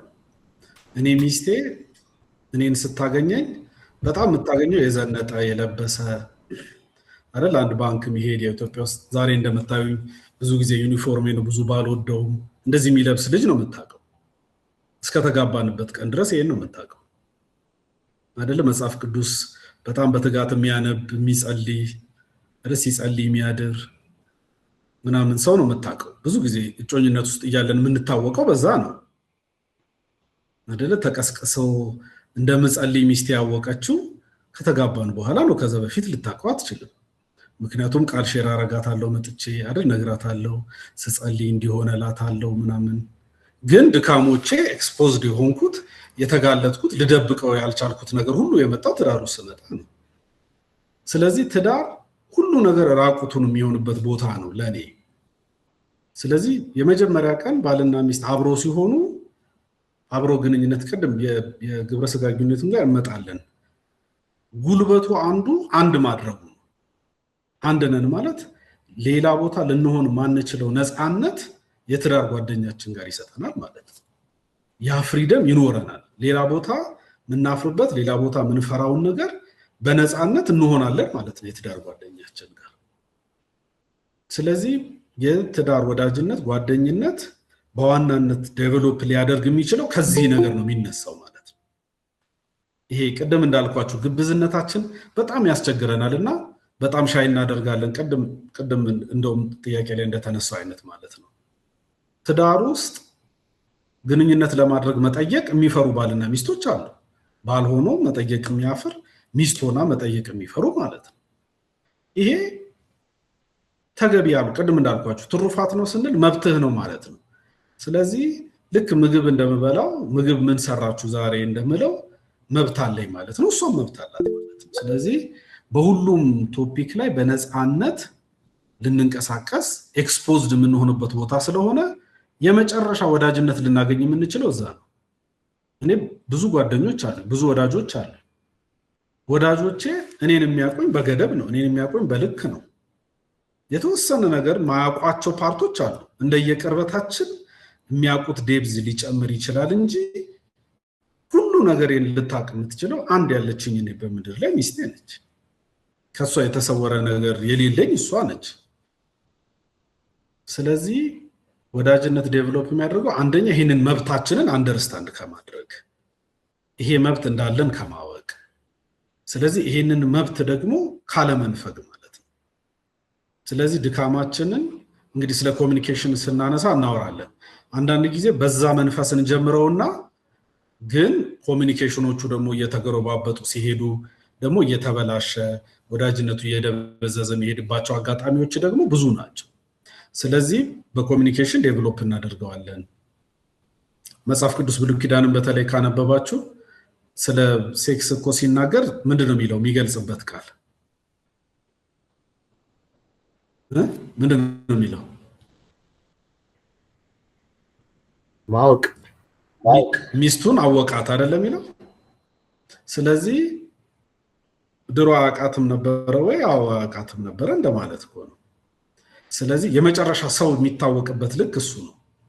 ብዙ ሰው እኮ በእንደዚህ አይነት ሮንግ በሆነ ግንኙነት ውስጥ ሲሄድ በጋብቻ ውስጥ ሲሆን የበለጠ ኢንቲሜት የምንሆንበት፣ የምንቀራረብበት፣ የምንከባበርበት ይሆናል። ብዙ ሰው የሚናቀውም እኮ እዛ ነው አይደለም ማለት የመጨረሻው መታወቅ የሚታወቀው እዛ ስለሆነ ማለት ነው። ከጋብቻ ውጭ ልክ ባልሆነ መንገድ አይደል ሰው የውርደት መንገድ እኮ የሚሆነው ዝሙት አይደል ሴሰኝነት ምናምን መጥፎ የሚሆነው እኮ የመጨረሻው የምንታወቅበት ሌቭላችን እሱ ነው። ስለዚህ የመጨረሻ ከሰው ጋር ኢንቲሜት የምንሆንበትን ነገር ኤቭሪዴይ ባይሆንም ብዙ ጊዜ አብረነው ከምንሆነው ሰው ጋር ቅርብ መሆን ከባድ አይደለም። ግን ቅርብ እንዳንሆን ወዳጅነታችንን የሚሸረሽሩ ደግሞ የኮሚኒኬሽን ባሪየሮች አሉ። እነሱን ነገሮች በተለያዩ መልኩ ከፍተን እናያቸዋለን። አንዳንድ ጊዜ በጣም ጀጅመንታል ሜንታሊቲ ዴቨሎፕ እናደርጋለን። ስለዚህ ነፃነታችን እየተገደበ እየተወሰነ ምናምን እንደዛ እንሄዳለን እና እነሱ ነገሮች ላይ ኮሚኒኬሽን ላይ ስንመጣ በደንብ እናነሳቸዋለን። ግን መብታችን መሆኑን ከማወቅ እንጀምርና ከዛ በኋላ ይሄ ማለት ማንታዘብበት ቦታ እኔ በቸርች አገለግላለሁ እና እሁድ ጉባኤ ሰብኬ ስወጣ ብዙ ሰዎች ይደውሉልኛል። ጌታ ተናግሮኛል፣ ጥሩ ነው፣ ደስ ብሎኛል ምናምን ይላሉ እና በነፃነት የምትተቸኝ ሚስቴ ነች። መድረክ ላይ እንዴ ቅድም እንዲህ ያልከው እንዴት ነው እንደዚህ ይባላል እንዴ? እንደዚህ እኮ ልክ አይደለም፣ እንደዚህ መሆን የለበትም። ለምን እንዲህ ታደርጋለህ? ሰዓቱን እኮ በጣም አንዛዛኸው፣ ለምንድን ነው አጭር ብታደርገው ሰው እኮ ሳይደክመው እንትን ይላል ምትለኝ ሚስቴ ነች በነፃነት። ሌላ ሰው ጌታ ይባርክ፣ ጥሩ ነበር፣ ጌታ ተናግሮኛል ይላል። 5 ደቂቃ ሊሆን ይችላል የሰማኝ የእውነት፣ ግን ያንን የማለት መብት እኔ ጋር እንዳለው አይሰማውም አንዳንድ ጊዜ። ስለዚህ በየትኛውም አካሄዶቻችን በተለይ የሚስቶች ኃላፊነት ላይ ስመጣ አወራለሁ። ማለት ሚስቱ የምትንቀው ሰው የትም ቦታ ቢከበር ስሜት የማይሰጠው ለዛ ነው። ቤት ውስጥ ሚስትሪት ከተደረገ ሰው ውጭ ሲወጣ ያ ኮንፊደንስ አይኖርም። በተለይ ምሳሌ ምዕራፍ 31 እናነሳለን። ያ በአደባባይ የሚንጎማለለው ባል የተፈጠረው ሚስቱ ቤት ውስጥ በምታሳየው ነገር ነው። ሚስትም እንደዛው ባል ቤት ውስጥ በሚያሳያት ነገር ነው ያንን የምትሆነው። ስለዚህ ይሄ ነፃነታችንን የሚገድቡንን ነገሮች እያጠፋ ነፃነታችንን የሚጨምሩ በምናደርጋቸው በምንተራረማቸው ነገሮች ውስጥ እኔ አሁን እንዳልኳችሁ ነው። የእውነት እንግዲህ በህይወት አጋጣሚ እግዚአብሔር ፈቅዶ ተቀራርበን ልንገናኝ እንችል ይሆናል። በጣም እኔ ምርጥ ሚስት ነች ያለችኝ። ስለሷ ምስክርነት በደንብ እሰጣለሁ። በጣም እድለኛ አድርጎ ራሱን ከሚቆጥር ባል መካከል ነኝ። ግን እንደ ሚስቴ እኔ በነፃነት የሚተቸኝ ሰው ገጥሞኝ አያውቅም። ማለት ይሄ ፐርሰናሊቲም ባህሪዬም በጣም ቁጥብ ያለ አይነት ህይወት የሚመራ ፕሪንሲፕል ቤዝድ የሆነ አይነት ሰው ስለሆንኩ ብዙ እንዲህ ለነቀፋና ለእንትን የተጋለጥኩ ሰው አይደለሁም። ስለዚህ የመጨረሻውን ትችት የሚገጥመኝ ከሷ ነው። ግን ይሄው 17 ዓመት ሙሉ ያ ነፃነት አላት። እሷ እንደ ልቧ እየተናገረችኝ ትኖራለች ማለት ነው አብራኝ። እኔም ያው ደስ እያለኝ እሰማታለሁ ማለት ነው። ስለዚህ ባሪየሮቹን ማጥፋትና ያንን ነፃነት ግን አለመንፈግ ደግሞ ይፈልጋል። ስለዚህ ባስደነግጣት ታቆማለች ማለት ነው አይደለም? ብቆጣት እንዴት ሚስትሪ ታረግሽኝ እንደዚህ ምናምን ብላት እኮ እንደዛ ታረጋለች። እሱ ነው። እቺ ኮንትራክቹዋል ላይ ትንሽ ልናገርና ወደ አንተ ልምጣ። ሙሌ አይ ቲንክ እጅ እያየሁ መሰለኝ ነው ወይስ ሰዓት ሌላ መሰለኝ ሙሌ? ለነገ ሁላችንም ስራ ስለምንሄድ ዛሬ እቺ ኮንትራክቹዋል ነገር በገባ ብለህ ታወራታለህ ነገ። ለዛሬ ግን ያርገው ሙሌ ትንሽ ደቂቃ ወስዶ የሰመራይዝ ያርግና ነው። እሺ 5 ደቂቃ በቃ በሷም አባልተኛ ከቀለብ ትችላለህ። ችግር የለውም። ያው በሂደትም ስለምናወራቸው ነው ያለው። ኮንትራክቹዋል ሜሬጅ ያው በዚህ ከስልጣኔ ጋር ተያይዞ የመጣ ነገር ነው፣ የተለመደ ነገር ነው። ቅድም እንዳልኩት ሰይጣን የሰይጣን አንዱ ትልቁ ስሙ ተቃዋሚ አይደለ ወይም አመፀኛ ነው ይላል። ኃጢአትንም እግዚአብሔር ሐዋርያው ዮሐንስ በተለይ ዲፋይን ሲያደርግ ኃጢአት አመጽ ነው ይለዋል። ማለት አመጽ ማለት አንድን ነገር መቃወም ማለት ነው። አንድን ትክክለኛ ነገር መቃወም ነው። የሰይጣን ዋና ስራው የእግዚአብሔርን ፕሪንሲፕል መቃወም ነው።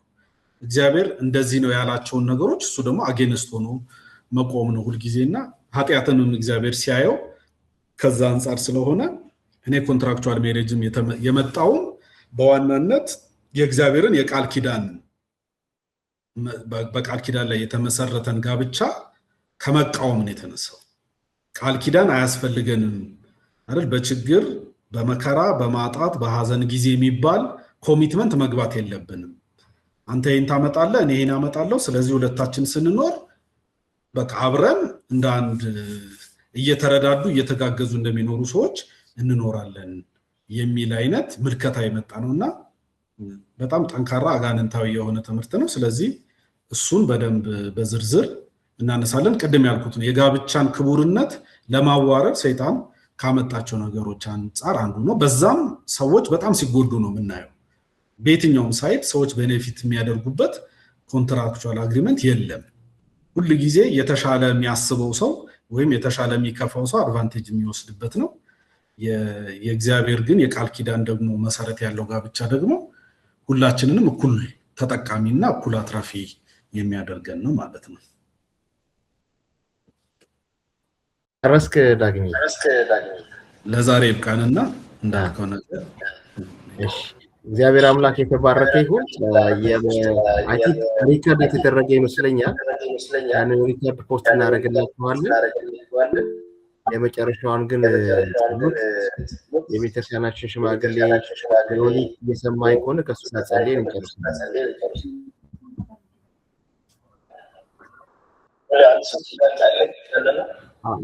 ለነገ